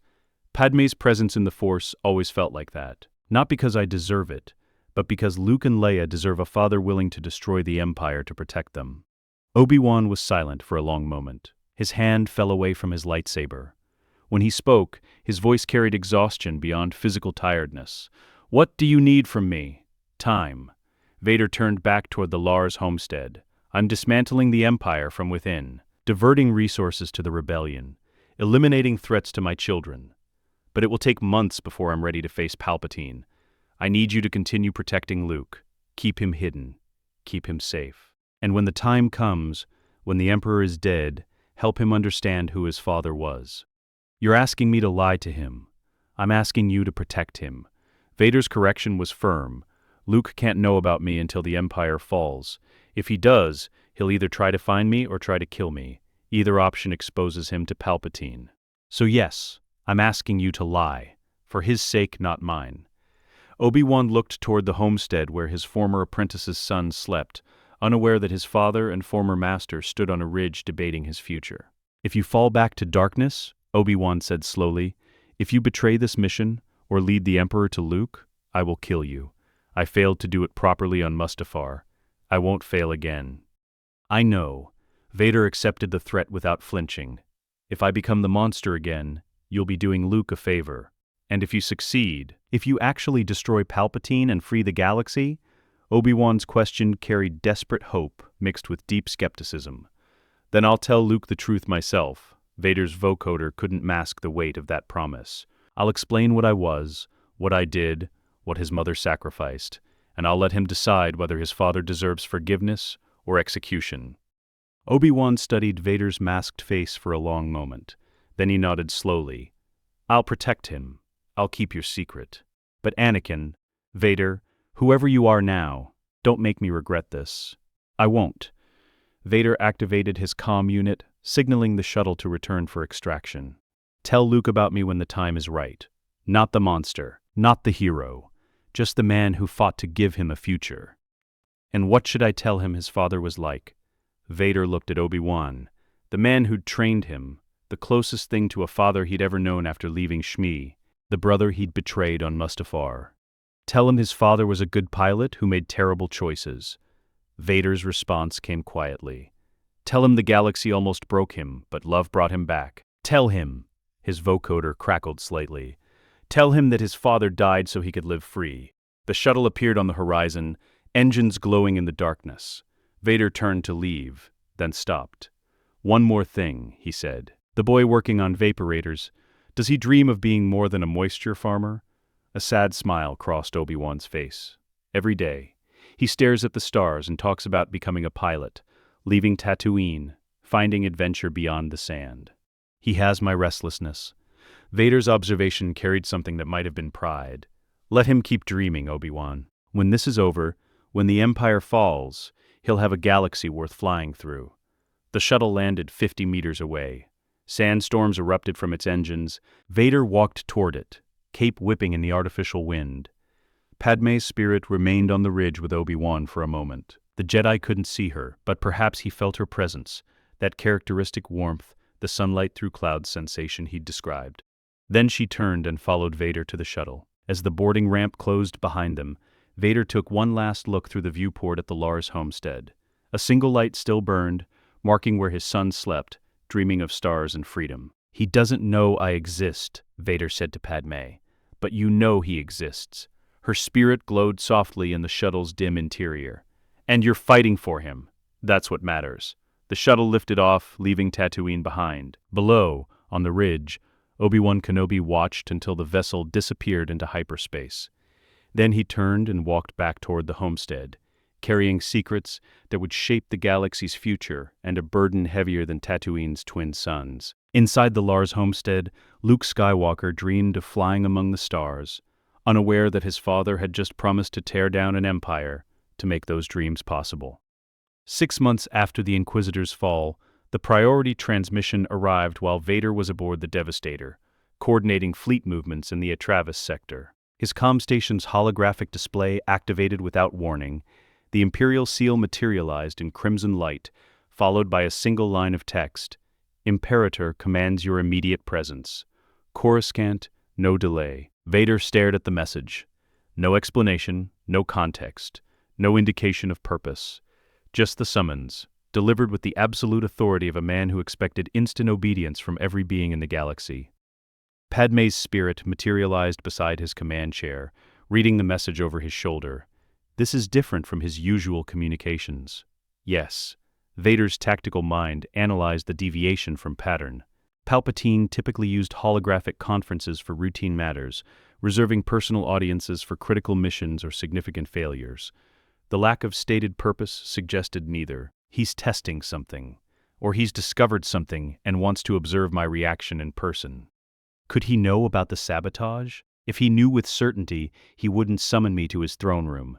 He'd send the Royal Guard, or stage an accident. Vader closed the transmission. But if he suspects without proof, a face-to-face meeting lets him probe through the Force while watching my responses. The months since eliminating the Inquisitorius had been productive, but dangerous. Vader had diverted over 2 billion credits to rebel networks, redirected hundreds of weapons shipments, leaked intelligence on Imperial convoy routes and garrison deployments. The rebellion had grown from scattered cells into a coordinated resistance movement. And Palpatine had noticed the pattern, even if he couldn't identify the source. "Prepare my shuttle," Vader commanded the deck officer. "Set course for Coruscant. Maximum speed. Estimated arrival in 6 hours. 6 hours to prepare. 6 hours to construct mental barriers that would hide his true thoughts from the most accomplished Sith Lord in a millennium." Vader walked to his private meditation chamber aboard the Devastator. The space was smaller than his facility on Mustafar, just a sealed room with a meditation pod and minimal life support equipment. But it served the necessary function: isolated sanctuary where he could remove the helmet and think without witnesses. The door sealed behind him. Vader initiated the atmospheric pressurization sequence. The familiar hiss of pressure stabilizers filled the chamber as the air composition shifted to something his damaged lungs could process without mechanical assistance. The helmet seals released. He lifted the mask away and set it aside. The exposure hit him as it always did. Vulnerability, cold air against scarred flesh, the wheezing sound of his unassisted breathing. Padmé's spirit stood before him, her silver-blue radiance providing the only light in the darkened chamber. "What will you tell him?" "Nothing." Vader moved to the meditation pod's center, hovering in a cross-legged position through the Force. "I'll give him exactly what he expects to see. Loyal servant, dark side enforcer. Broken weapon pointed at his enemies. Can you hide your true feelings that deeply? I've been doing it for months."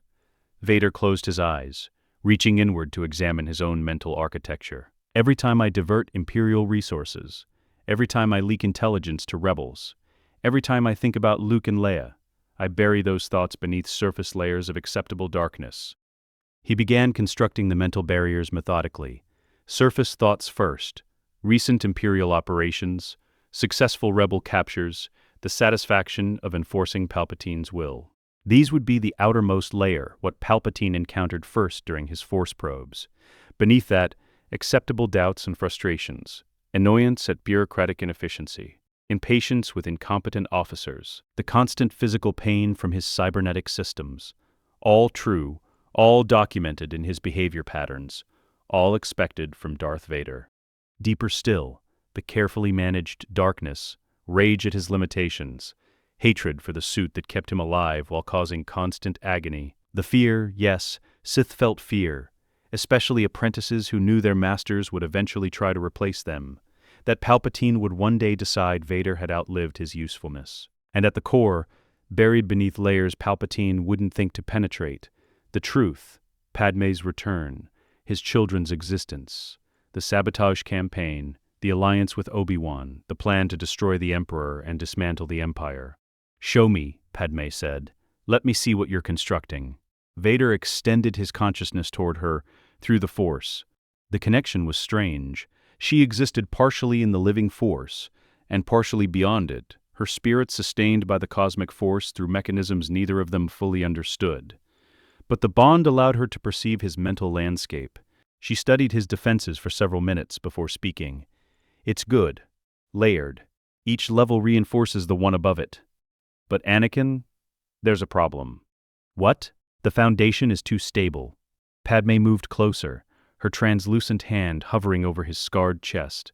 "Palpatine knows you as broken, consumed by guilt and rage. Your mental architecture is organized, controlled, strategic. That's not the mind of someone drowning in dark-side corruption. It's the mind of a general planning a campaign." The observation hit Vader like a physical blow. She was right. His mental barriers were too well constructed, too coherent. Darth Vader's mind should be a maelstrom of barely controlled fury and self-loathing. Instead, he built something resembling the tactical clarity of Anakin Skywalker during the Clone Wars. "I need to introduce chaos," Vader said slowly.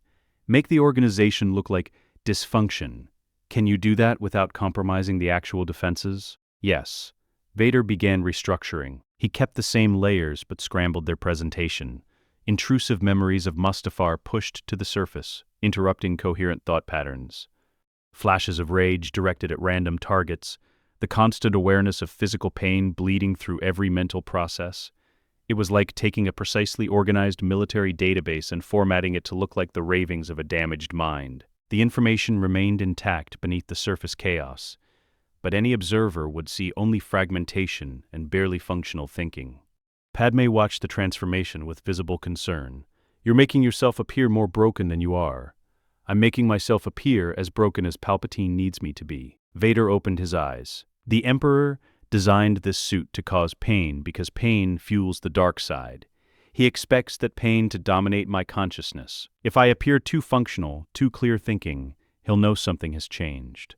What if he pushes deeper? What if he probes past the chaos? Then I give him acceptable secrets." Vader had prepared for this contingency. My resentment of his control, my desire to be free of the suit, my fantasy of overthrowing him someday and ruling the Empire myself. All true to varying degrees. All thoughts an ambitious Sith apprentice would naturally harbor. He expects me to plot against him. The rule of two demands it. As long as the plotting appears theoretical rather than active, he'll interpret it as normal Sith dynamics. He sealed the helmet back into place, the respirator activated with its familiar mechanical breathing. The HUD displays painted tactical data across his vision. Darth Vader stood whole once more. Outwardly the Emperor's perfect weapon, inwardly a man preparing to deceive the most dangerous being in the galaxy. The shuttle journey to Coruscant took 6 hours. Vader spent them in meditation, repeatedly rehearsing his mental defenses, testing them for weaknesses. Padmé's spirit sat across from him, occasionally offering observations, but mostly watching with the focused attention she'd once applied to Senate strategy sessions. As they entered Coruscant's atmosphere, she spoke quietly. "Remember why you're doing this. Not for revenge, not for power. For Luke and Leia." "I know." Vader's response was barely above a whisper, vocoder rendering it mechanical but sincere. "Everything I do is for them." The shuttle landed on a private platform reserved for the Emperor's inner circle. Red guards waited at attention, their crimson armor gleaming in the artificial lighting. Vader descended the boarding ramp. The guards fell into formation around him, not escort, but subtle containment. He recognized the positioning from tactical analysis. They were prepared to attack if he made a hostile move. The walk to the throne room took 15 minutes through corridors designed to intimidate. Impossibly high ceilings, vast empty spaces that made individuals feel insignificant.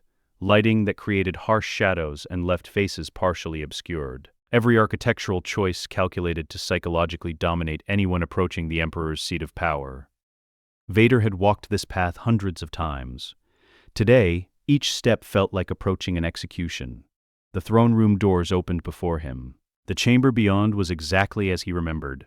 Cathedral proportions, darkness broken only by the faint illumination from strategic lighting, and at the center, elevated on a platform, the Emperor's throne.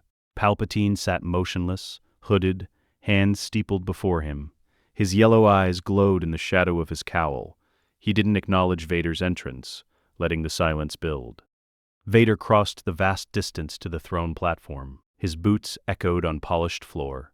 The Red Guards took positions at the room's perimeter, far enough to provide the illusion of privacy, close enough to intervene if necessary.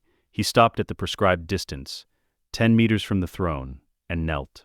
The gesture of submission came automatically after 9 years of practice, though it burned something in his chest to perform it now that he knew the full extent of Palpatine's lies. "Rise, Lord Vader." The Emperor's voice was deceptively gentle, almost grandfatherly. "We have much to discuss." Vader stood. He kept his surface thoughts carefully managed: recent operations, successful missions, loyalty to the Empire. Beneath that surface, he allowed controlled chaos, flashes of Mustafar, the constant pain from his cybernetics, rage at his limitations. Palpatine's yellow eyes studied him from within the cowl. "I have been reviewing your recent activities, the destruction of the Inquisitorius on Nur, the increased rebel activity in sectors under your jurisdiction, the statistical anomalies in resource allocation." Each item landed like a blade finding flesh. Vader's respirator continued its mechanical rhythm, betraying nothing. "My lord, the Inquisitorius fell to a coordinated Jedi assault. I barely escaped with my life. As for rebel activity, the insurgents grow bolder despite our efforts. I have recommended increased military response." "Yes, your recommendations," Palpatine's fingers drummed against his throne's armrest. "Always thorough, always strategically sound. You have been quite efficient in your service." The word efficient carried weight beyond its literal meaning. Vader felt the Emperor's presence in the Force reaching toward him, probing, testing, searching for something specific. He didn't resist the probe. That would confirm suspicion. Instead, he allowed Palpatine's consciousness to encounter the outermost layer of his defenses. Recent memories of Imperial operations. The satisfaction of executing a corrupt governor who'd skimmed resources. The pleasure of crushing a rebel cell on Dantooine. Palpatine's probe pushed deeper. Vader let him find the second layer, acceptable darkness, resentment at being trapped in the suit, hatred for his physical limitations, the fantasy of someday challenging Palpatine for control of the Empire. "You think about overthrowing me," Palpatine observed. The statement carried amusement rather than accusation. "Often I sense this ambition in you.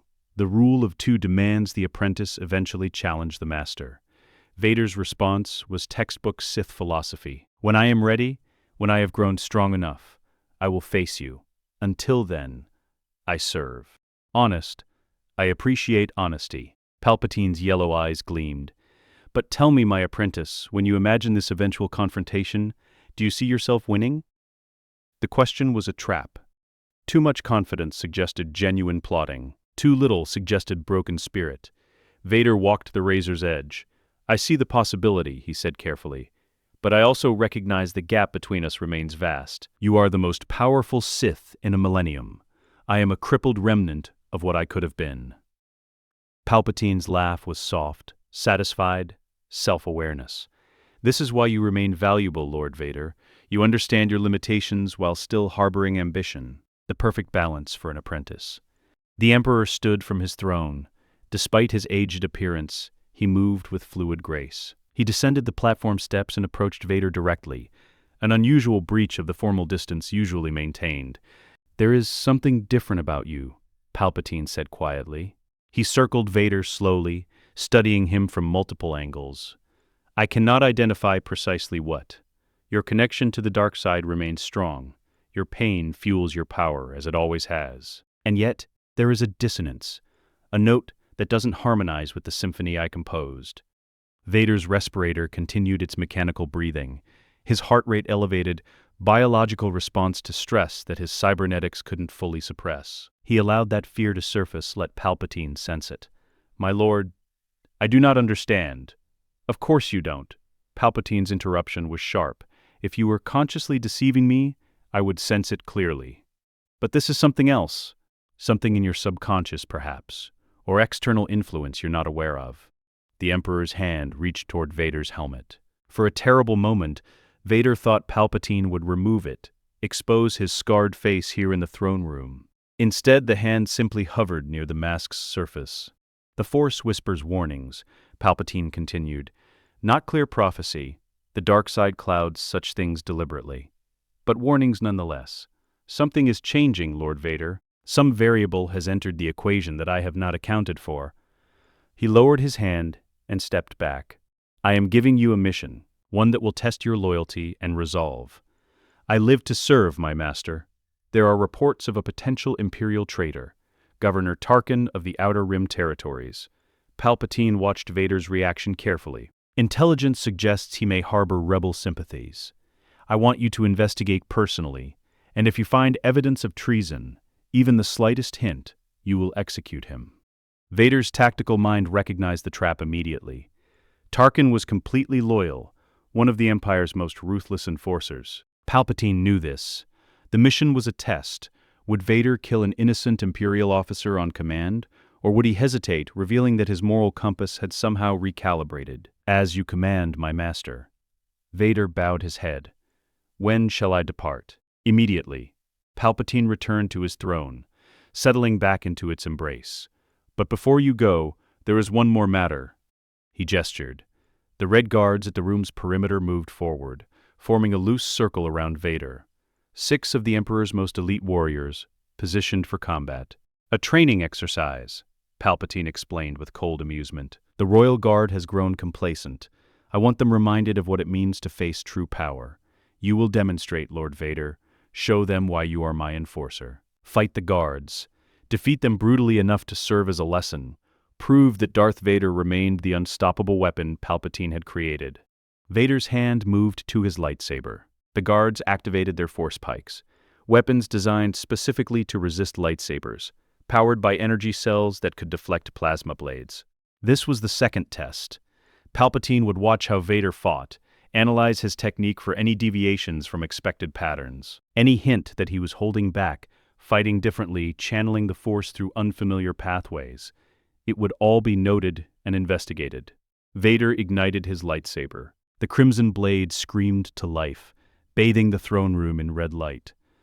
Padmé's spirit stood invisible at the room's edge, watching with an expression of profound sorrow. The guards advanced. Vader prepared to kill 6 men who were only following orders, in a demonstration designed to prove his loyalty to the man he planned to destroy. The blade descended. The massacre began. The first Royal Guard lunged before Vader finished his combat assessment. The warrior's force pike thrust toward Vader's respirator, a kill strike aimed at the most vulnerable component of his armor. Standard Imperial training: disable the breathing apparatus, incapacitate Darth Vader within seconds. Vader's lightsaber came up in a textbook Form 3 Soresu parry. The crimson blade caught the pike's energy-sheathed tip, deflecting it millimeters from his chest plate. Sparks erupted where plasma met reinforced metal. He didn't counterattack immediately. Instead, he assessed 6 guards, all positioned in a coordinated formation, 2 flanking his left, 2 his right, 1 directly ahead, 1 circling behind. They'd trained for this scenario, practiced against a simulated Vader enough times to develop tactics specifically designed to exploit his cybernetic limitations. Palpatine watched from his throne, hooded head tilted slightly, yellow eyes tracking every movement. His presence in the Force was invasive, probing, analyzing Vader's fighting style for any deviation from established patterns. This was the trap within the trap. Win too easily, and Palpatine would question why the guards fell so quickly. Win too slowly, and the Emperor would sense deliberate restraint. The victory had to appear exactly calibrated. Vader fighting at full capacity, struggling against elite opponents, ultimately triumphing through superior dark side power. The guard behind Vader struck. The Force Pike's energy blade descended toward his spine between the shoulder blades, another vulnerable point where the armor's articulation created gaps. Vader spun. His cape whipped around his body, obscuring his exact position for half a second. The pike struck where he'd been standing. He was already gone, having used force-enhanced speed to sidestep while simultaneously bringing his lightsaber around in a horizontal slash. The blade caught the guard across the midsection. The crimson plasma burned through the red armor's reinforced plating, cauterizing flesh as it bisected the warrior. One down. The remaining 5 adjusted their formation immediately. No hesitation, no reaction to their fallen comrade.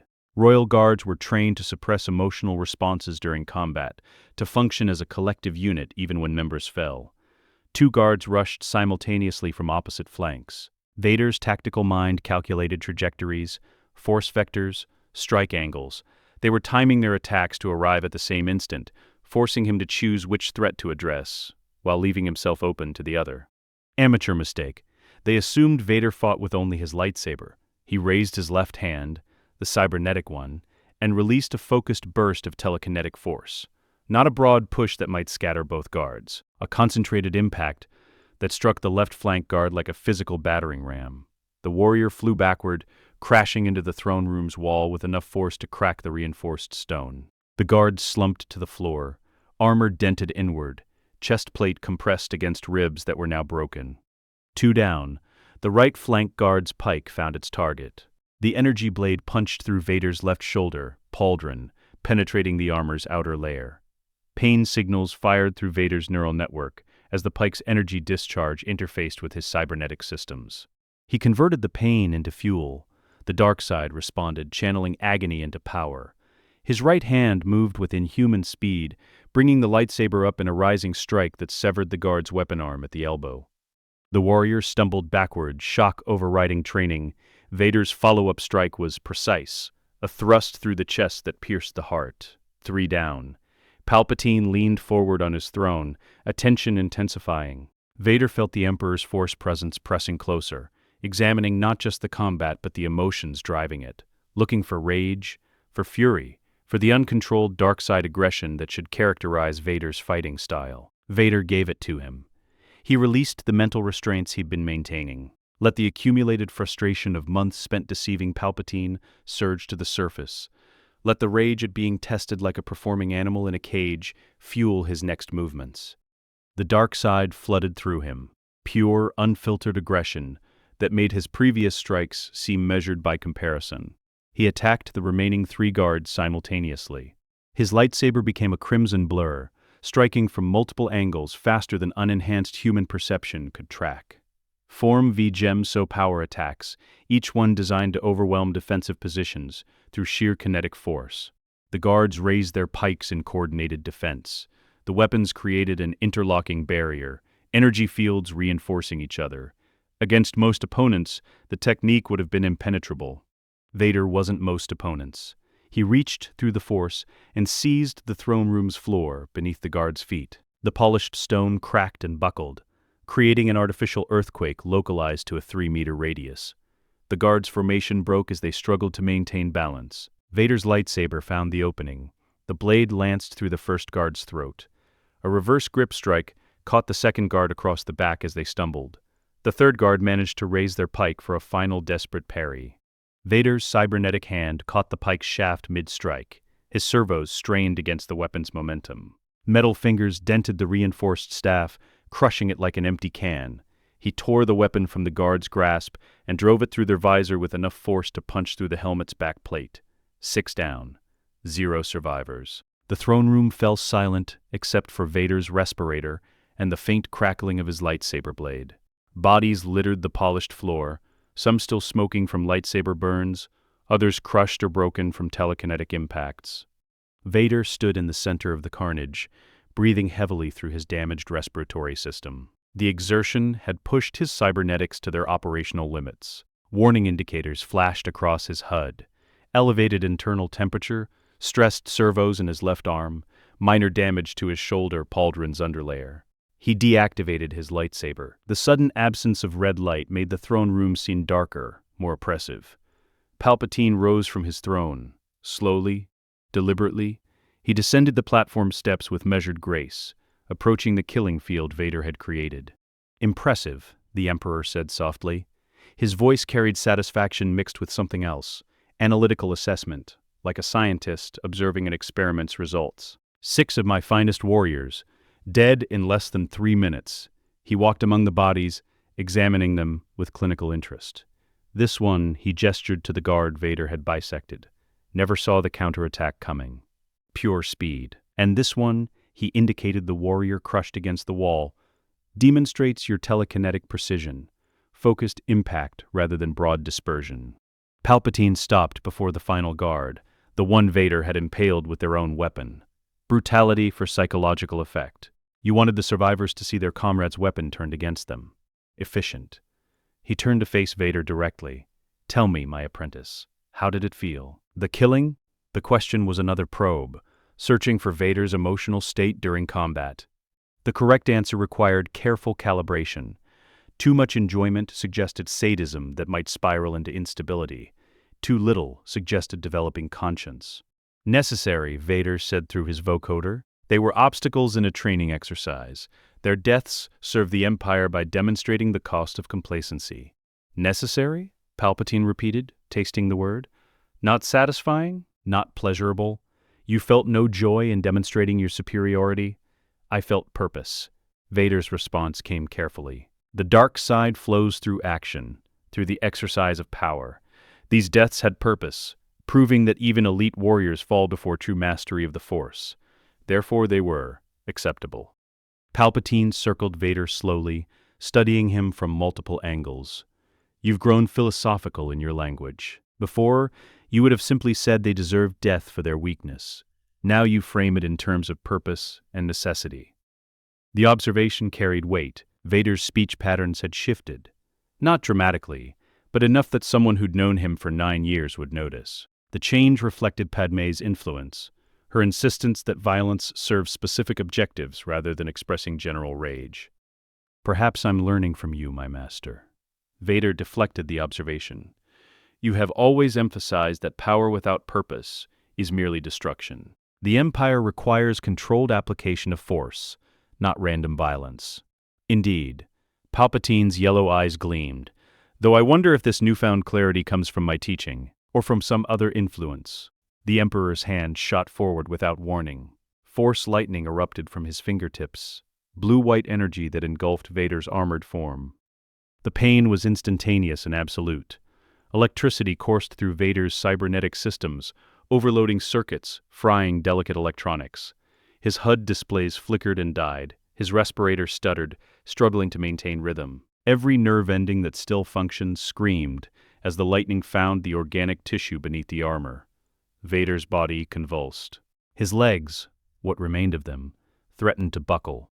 The lightning was designed specifically to exploit his greatest vulnerability. The cybernetics that kept him alive were also conduits for electric torture. But he'd prepared for this. The grounding modifications he'd made to his armor weeks ago activated automatically. Microscopic pathways woven into the suit's underlayer channeled some of the electrical current away from critical systems, dispersing it through the armor's exterior plating into the floor. Not enough to eliminate the pain, but enough to keep him functional when he should have collapsed. Vader remained standing. His respirator wheezed and sparked, but continued operating. His HUD rebooted, displays returning in flickering fragments. He took one step forward through the lightning storm, then another. Palpatine's eyes widened fractionally, genuine surprise breaking through his practiced control. "Impossible." Vader reached the Emperor. His cybernetic hand closed around Palpatine's wrist, breaking the contact that sustained the Force lightning. The blue-white energy sputtered and died. They stood face to face, Vader's respirator breathing harsh and irregular, Palpatine's yellow eyes blazing with something between fury and fascination. "You modified the suit," Palpatine said. "Not accusation. Statement of fact." "I adapted to survive." Vader's vocoder was damaged, making his voice even more mechanical than usual. You taught me that survival requires evolution. The lightning was killing me too efficiently. I made adjustments. Palpatine's expression shifted. Anger faded, replaced by cold calculation. Show me. Remove your gauntlet. I want to see the modifications. The command was absolute. Refusal would confirm that Vader had made unauthorized changes to the Emperor's deliberate design. Compliance would reveal the extent of his alterations, potentially exposing other modifications Palpatine hadn't detected. Vader released Palpatine's wrist and stepped back. His cybernetic fingers moved to the gauntlet's seal. The armor segment disengaged, with a hiss of pressurized atmosphere. He removed the gauntlet, revealing the mechanical hand beneath.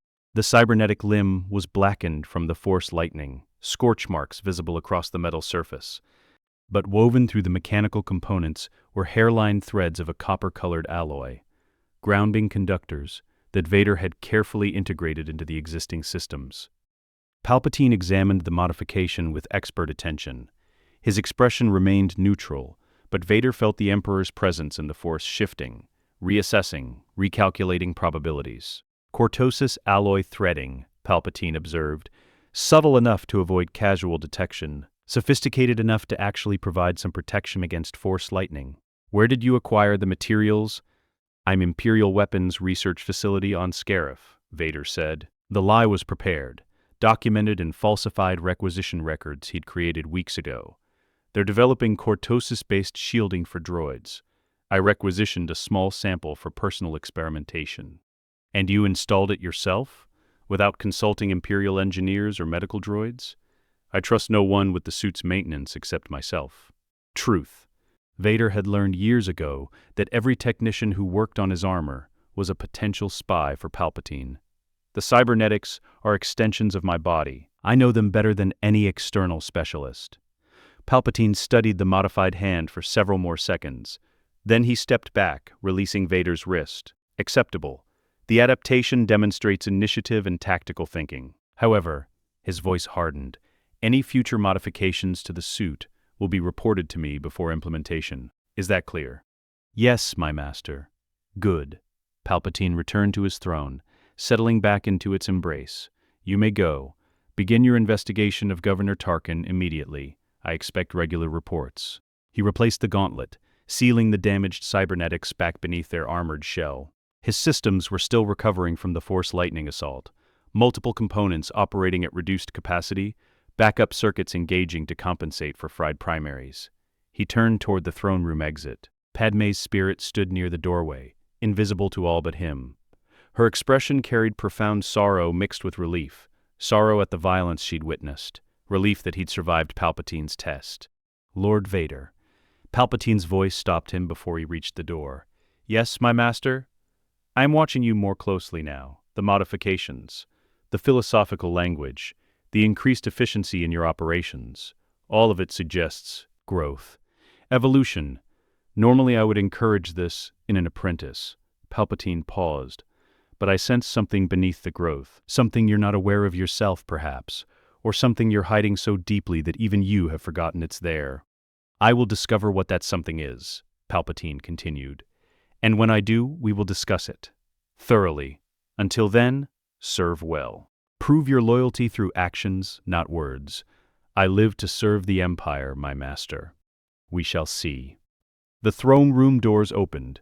Vader walked through them into the corridor beyond, leaving 6 corpses behind in pools of their own blood. The doors sealed, Vader continued walking, maintaining perfect posture and measured stride until he was certain he'd passed beyond any surveillance Palpatine had positioned in the immediate area. Then his shoulders sagged slightly. The pain from the Force lightning assault crashed through his nervous system now that he no longer needed to suppress it for appearances. His respirator wheezed more loudly, struggling with damaged components. Padmé's spirit materialized fully beside him, no longer maintaining the passive observation she'd held in the throne room. He knows something's wrong, she said quietly. He doesn't know what, but he knows. Yes, Vader's agreement was simple and absolute. The timeline just accelerated. We have less time than I thought before he investigates thoroughly enough to discover the truth. How long? Vader accessed his strategic calculations, factoring in the new variable of Palpatine's heightened suspicion. The timeline compressed under the pressure of accelerated discovery risk. Weeks, he said finally. Perhaps a month at most. Then, the final confrontation, ready or not. That's not enough time. It has to be. Vader's interruption was absolute. Luke and Leia approach the age of Force manifestation within months. The rebellion needs just a little more support to achieve critical mass. Palpatine's suspicion will peak within that same time frame. All the variables converge soon. He looked at Padmé's glowing spirit through his cracked HUD display. So within weeks, the Emperor dies. Or I do. There's no third option anymore. 3 weeks later, Vader stood in his meditation chamber on Mustafar, staring at his reflection in the polished surface of his helmet. The mask rested on its mounting cradle, separated from the collar assembly. Without it, his scarred face was exposed to the chamber's pressurized atmosphere. Burned tissue stretched over bone, hairless skull, eyes that had seen too much darkness. Behind him, Padmé's spirit provided the only light in the chamber. Her silver-blue radiance cast shadows across the walls. "It's time," she said quietly. "Yes." Vader's ruined vocal cords produced the word as barely more than a rasp. "The rebellion is strong enough. The children are still hidden. Palpatine's contingency plans are severed. Every advantage is positioned. Today, the Emperor dies. He'd spent the past weeks executing the most complex operation of his life. The cloning facilities on Exegol, destroyed in what appeared to be a catastrophic system failure. The Sith cultist enclave on Moraband, eliminated by a precisely orchestrated Imperial training accident. The secret research stations developing Force-based weapons, their data corrupted, their personnel reassigned to remote postings where their knowledge couldn't be accessed quickly. Every escape route closed, every contingency neutralized, every hidden advantage that Palpatine had spent decades constructing, dismantled piece by piece, and the Emperor knew something was happening. His summons had become more frequent, his Force probes more invasive, his questions sharper. But Vader had maintained the deception, feeding Palpatine exactly what he expected to see: loyal apprentice, dark side enforcer, broken weapon serving without question. Until today. Vader sealed the helmet back into place, the respirator activated with its familiar mechanical rhythm. His HUD displays flickered to life, painting tactical data across his vision. The suit had been modified extensively over the past months. The cortosis threading Palpatine had discovered was only the surface layer. Beneath that, Vader had woven additional grounding systems throughout the armor, creating redundant pathways to disperse Force lightning. Not enough to render him immune. Palpatine's mastery was too great for that, but enough to keep him functional when the lightning came. And it would come. Force lightning was the Emperor's signature technique, the weapon he used to demonstrate absolute dominance, the attack that had crippled Vader during every previous confrontation. Not this time. "Are you ready?" Padmé asked. Vader looked at her spirit, the woman he'd loved, the woman who'd died because of what he'd become, the woman whose return had given him purpose beyond service to Palpatine's tyranny. "No," he said honestly, "but I'm going anyway." The shuttle journey to Coruscant took 8 hours. Vader spent them in final preparation, running through combat scenarios, reviewing Palpatine's fighting style from every documented encounter, calculating probabilities and contingencies. The Emperor was the most dangerous opponent he would ever face. Palpatine had survived a millennium of accumulated Jedi opposition through superior planning, ruthless efficiency, and mastery of Sith techniques refined across 30 generations of the Rule of Two. Vader's advantages were limited. Surprise at the timing of his betrayal, the modifications to his suit that Palpatine didn't fully know about, and the balanced Force connection that Padmé's presence provided, light and dark working in concert rather than pure dark side immersion. It wouldn't be enough if he fought conventionally. Palpatine was too skilled, too experienced, too powerful in direct Force combat. So Vader planned to fight unconventionally. The shuttle entered Coruscant's atmosphere as the planet's rotation brought the Imperial Palace into daylight. Vader transmitted his standard clearance codes. The response came immediately: authorization to land on the private platform reserved for the Emperor's inner circle. Palpatine was expecting him. Good. Vader descended the boarding ramp alone. No guards, no witnesses, just the Dark Lord approaching his master's throne room for what both of them knew would be the final confrontation. The walk through the palace corridors felt different this time. Vader wasn't performing for hidden observers or maintaining a facade of loyalty. Each step brought him closer to either freedom or death, and for the first time in 9 years, he didn't care which outcome occurred, as long as his children survived. The throne room doors opened. The chamber beyond was exactly as he remembered. Vast darkness broken by strategic lighting, the Emperor's throne elevated on its platform at the center, shadows that seemed to move with predatory hunger. Palpatine sat on his throne, hooded, hands steepled, but his posture was different. Alert, ready. The casual arrogance he usually displayed was gone, replaced by the coiled tension of a predator that sensed danger. Vader crossed the polished floor, his boots echoed in the silence. He stopped at the usual distance, 10 meters from the throne, but didn't kneel. Lord Vader. Palpatine's voice carried no warmth, no grandfatherly pretense. You requested this audience, a matter of urgent imperial security, your message claimed. So tell me, what security matter requires my immediate attention? Your death. Vader's vocoder rendered the words mechanical, emotionless. I'm here to kill you. Palpatine didn't move, didn't react with surprise or anger. His yellow eyes studied Vader from within his cowl with the focused attention of someone confirming a long-held suspicion. Finally, the Emperor said quietly, "Honesty. Do you have any idea how exhausting it's been, watching you pretend loyalty while sabotaging my empire from within?" The words struck like physical blows. Vader's respirator continued its mechanical breathing, but inside the armor, his organic heart rate spiked. You knew, Vader said. Not immediately. Palpatine rose from his throne with fluid grace. But I've suspected for months the statistical anomalies in resource allocation, the convenient failures of Imperial operations, the Inquisitors dying to an implausibly coordinated Jedi assault, all of it pointing to insider sabotage at the highest levels. He descended the platform steps slowly, deliberately. I narrowed the suspects to 3 individuals with sufficient clearance and access. You were among them, but I couldn't believe my perfectly broken weapon had somehow developed a conscience. I didn't develop a conscience. Vader's hand moved to his lightsaber. I discovered the truth about your lies.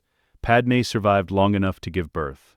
My children live. Everything you told me about their deaths was calculated deception to keep me enslaved through guilt. Palpatine's expression shifted, genuine surprise breaking through his control. Impossible. She died on Polis Massa. The medical droids confirmed she died after giving birth to twins. Vader's interruption was absolute. Luke and Leia, my son and daughter, hidden from you, protected from the Empire, growing up free while I served the man who orchestrated their mother's suffering. Twins. Palpatine processed this new information with visible calculation. Where are they? Who protects them? Somewhere you'll never find them. Vader ignited his lightsaber. The crimson blade screamed to life, bathing the throne room in red light. Because today, your hunt ends. Today, the Emperor dies. Palpatine's laughter was soft, genuinely amused. You think you can defeat me?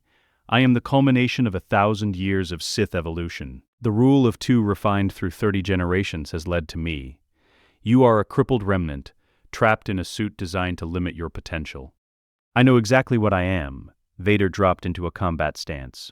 Form V Gem So, aggressive and powerful. I'm the weapon you forged, the monster you created, and now that weapon turns against its maker. No lightsaber. He didn't need one yet. Before we begin this futile exercise, tell me, how did you hide your betrayal?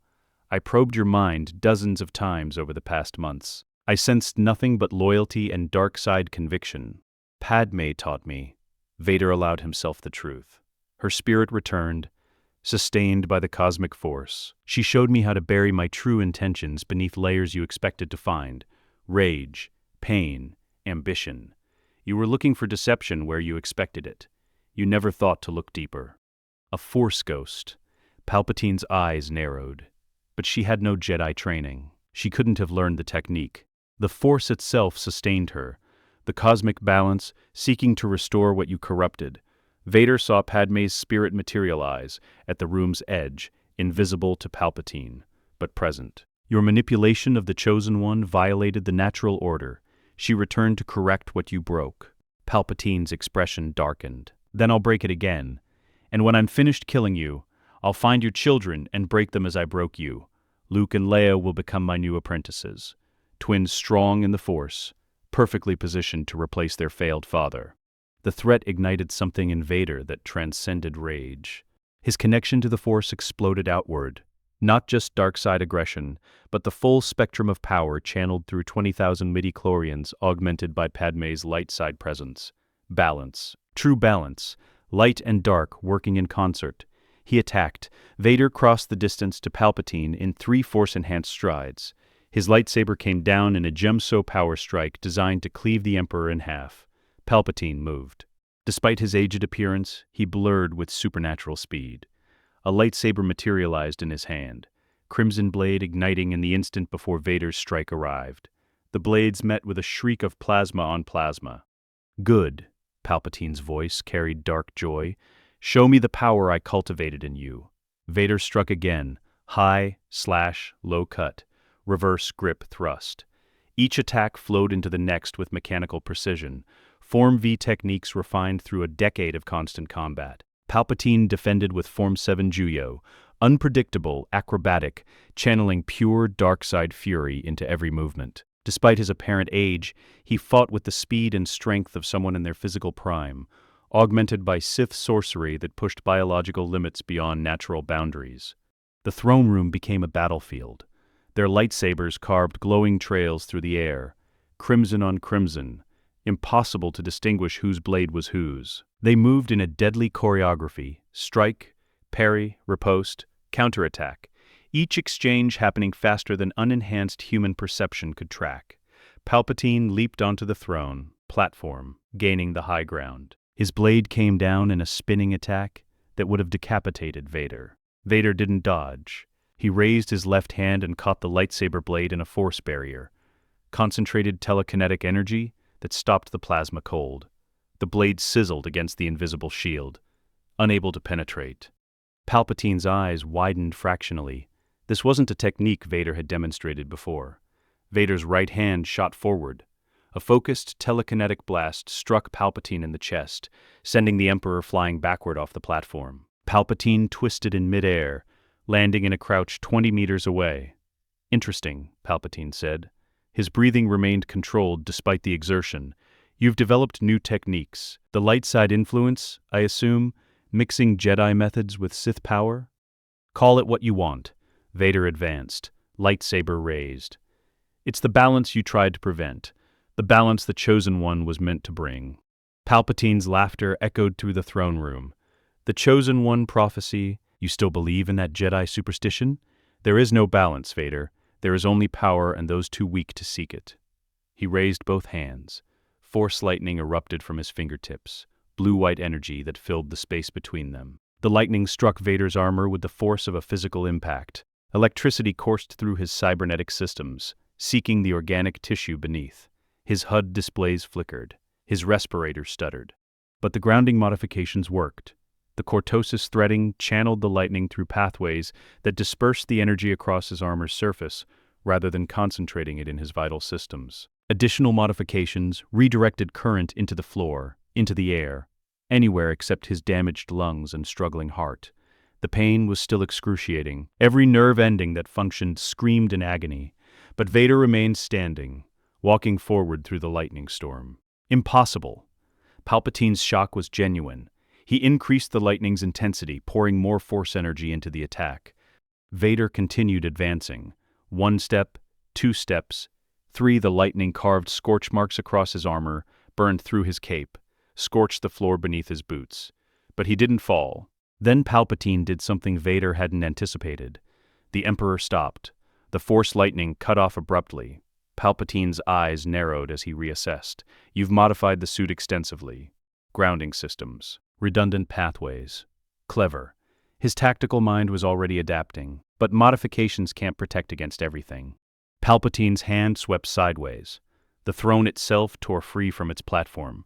Tens of metal and stone ripped away by telekinetic force. The massive object hurtled toward Vader like a missile. Vader raised both hands. The force surged through him as he caught the throne telekinetically. For a moment, the two force users struggled. Palpatine pushing, Vader holding. The throne hung suspended between them, shaking with the competing energies. Then Vader redirected it. Instead of stopping the throne's momentum, he altered its vector. The massive object curved through the air and slammed into the throne room's wall with catastrophic force. Stone shattered. Dust filled the air. Palpatine used the distraction to close distance. His lightsaber came up in a rising strike aimed at Vader's damaged respirator. The attack was blindingly fast, leveraging every advantage of Palpatine's smaller, more agile frame. Vader barely parried in time. Their blades locked, plasma sizzling where they met. They stood face to face, masked cybernetic warrior and ancient Sith Lord. "Your children will die," Palpatine hissed. "Even if you kill me, my contingencies will activate. My servants will hunt them. They will never be safe." "Your contingencies are destroyed." Vader's vocoder rendered the words mechanical. Exegol, Moraband. Every hidden facility, every cultist enclave, every escape route.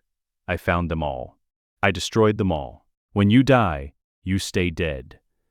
Palpatine's expression shifted to fury. He disengaged, creating distance. His hand came up again, but not for Force lightning. The Emperor seized the floor beneath Vader's feet. Stone cracked and exploded upward in jagged spears. Vader leaped clear, using the Force to launch himself toward the ceiling. He flipped in midair, landed on one of the throne room's support columns. Palpatine was already moving. He reached out through the Force and pulled the column free from its moorings. The massive structure groaned and toppled. Vader leaped again, using the falling debris as platforms, jumping from piece to piece as the throne room's architecture collapsed around them. They met in midair, lightsabers clashing with explosive force. The impact sent shockwaves through the chamber. They fell together, still locked in combat, blades creating a continuous stream of sparks as they descended. They hit the floor hard, separated, circled each other through the settling dust. Both were breathing heavily now. Palpatine's age was showing, his movements still quick but no longer effortless. Vader's damaged respiratory system struggled with the exertion, his suit's backup system straining. "You cannot win," Palpatine said. But his voice lacked the earlier certainty. "I don't need to win," Vader's response was quiet. "I just need you dead." Not with lightsaber strikes this time. Vader reached out through the Force and seized Palpatine directly, telekinetic grip closing around the Emperor's entire body, lifting him off the floor. Compressing. Palpatine struggled. His own Force power pushed back against Vader's hold. For several seconds they remained locked. An invisible battle of wills fought through the Force. Then Palpatine's eyes blazed yellow. Dark side energy exploded outward from his body. The telekinetic grip shattered. Vader was thrown backward, crashing into the remains of the throne platform. He struggled to rise. His armor sparked from multiple impact points. Warning indicators flooded his HUD, but he forced himself up. Palpatine approached slowly. His lightsaber was gone, lost in the chaos, but his hands crackled with dark side energy. "You're stronger than I calculated. The light side influence grants you power I didn't account for, but you're still limited by that broken body, still dependent on machinery I can destroy." His hands came up, but this time, instead of lightning, Palpatine used the Force to seize Vader's armor itself, targeting the suit's weakest points, pulling, twisting, trying to tear the cybernetics apart. Vader felt his chest plate beginning to buckle, his respirator seals straining. In seconds, Palpatine would rip the suit open and leave him dying on the throne room floor. He had one chance. Vader stopped resisting. Let Palpatine's Force grip pull him forward. Used the momentum to close distance. His cybernetic hand shot out and seized Palpatine's throat. The physical contact disrupted the Emperor's concentration. The Force attack on Vader's armor ceased. They stood locked together, Vader's hand crushing Palpatine's windpipe, Palpatine clawing at Vader's arm, trying to use the Force to break free. But Vader's grip was absolute, augmented by cybernetic strength, fueled by 9 years of accumulated rage and the desperate love of a father protecting his children. "You should have told me the truth," Vader forced out between gasping breaths. "About Padmé, about my children. If you'd given me purpose beyond guilt, I might have served willingly." "You would have been too powerful," Palpatine gasped, his face turning purple. "The children would have made you strong enough to challenge me. I'm challenging you now." Vader's grip became crushing force. He felt Palpatine's windpipe collapse beneath his cybernetic fingers, felt the Emperor's struggles growing weaker. felt the dark side energy that had sustained Palpatine's unnaturally long life beginning to fragment. Palpatine's hand came up one final time. Point-blank force lightning erupted directly into Vader's chest. The pain transcended anything Vader had experienced. The lightning bypassed his armor's grounding systems through direct contact, pouring energy straight into his cybernetic systems. Components exploded. Circuits fried. His respirator died completely, but his grip on Palpatine's throat didn't loosen. Palpatine's body went limp. His yellow eyes dimmed. His lightning flickered and died. The most powerful Sith Lord in a millennium fell lifeless in Vader's grasp. Vader released him. The Emperor's corpse crumpled to the throne room floor. For several seconds, Vader stood motionless. His respirator was destroyed. He was breathing through sheer force of will, damaged lungs struggling to process oxygen without mechanical assistance. His HUD was dead. His cybernetic systems were operating on backup power at minimal capacity. But he was alive, and Palpatine was dead. Padmé's spirit appeared beside him, her silver-blue radiance the only light in the throne room, besides the faint emergency lighting. Tears streamed down her translucent face. "It's over," she whispered. "Anakin, it's over." Vader looked down at Palpatine's body, the man who'd orchestrated the fall of the Republic, the destruction of the Jedi, the suffering of billions. Gone. "No," Vader said quietly. His voice was a rasp without the vocoder to amplify it. "Now it begins. The Empire won't fall just because he's dead. There are governors, Moffs, military commanders who'll try to seize power. The rebellion needs to strike now, while the Imperial hierarchy is in chaos." He activated his emergency comm system, a backup unit separate from his main armor electronics. The signal was weak, but functional. "This is Darth Vader," he transmitted on every rebel frequency he'd been monitoring. "The Emperor is dead. Palpatine is dead. Imperial forces will be in disarray. Strike now, take Coruscant. End this war." The transmission sent, Vader collapsed to his knees. His damaged respiratory system couldn't sustain consciousness much longer without the respirator's support. Padmé knelt beside him, her hand hovering over his scarred face. "You need medical attention. I need to disappear." Vader forced the words out. "Darth Vader dies here. Let the galaxy think Palpatine killed me before I killed him. Let Luke and Leia never know their father was the monster who served the Emperor. They deserve the truth. They deserve peace." Vader's vision was darkening, oxygen deprivation affecting his brain. "Promise me, Padmé, let them believe their father died a hero, not the truth." Padmé's spirit glowed brighter, as if trying to sustain him through sheer force of will. "I promise. But Anakin, you have to survive this first. You have to live long enough to see them grow up free." Vader's remaining organic hand reached toward her translucent face. His fingers passed through her without resistance, but he felt her warmth in the Force. "Tell them I loved them," he whispered, "even though I never met them. Tell them everything I did for them." Consciousness faded. The throne room's darkness became absolute. The last thing Vader saw was Padmé's face, glowing with silver-blue light, tears falling from eyes that existed between life and death. Then nothing. Epilogue. 5 years later, Avon Kolar, the man who had been Anakin Skywalker, who had been Darth Vader, sat in a cantina on Corellia nursing a drink he wouldn't finish. The establishment catered to spacers and merchants, beings passing through rather than settling, perfect for someone who needed to remain unnoticed. His appearance had changed through reconstructive surgery. The worst of his burn scars had been smoothed, replaced with synthetic skin that looked almost natural in dim lighting. His prosthetics were basic civilian models, functional but unremarkable. He walked with a slight limp, used a cane occasionally, appeared to be exactly what his documentation claimed, a middle-aged refugee with chronic injuries from the war. The cantina's holovid displayed news from the galactic capital. The New Republic had been officially established 6 months ago. Coruscant was being rebuilt.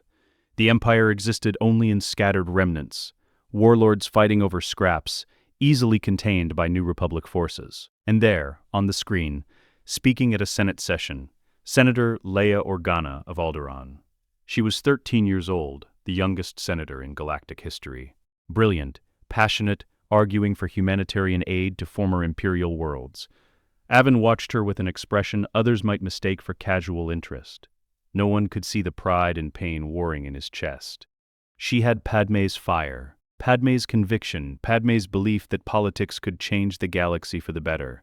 But she also had Anakin's intensity, his refusal to accept injustice, his impatience with bureaucratic obstacles. Their daughter, growing up exactly as she should, free, strong, unaware that her biological father watched from the shadows.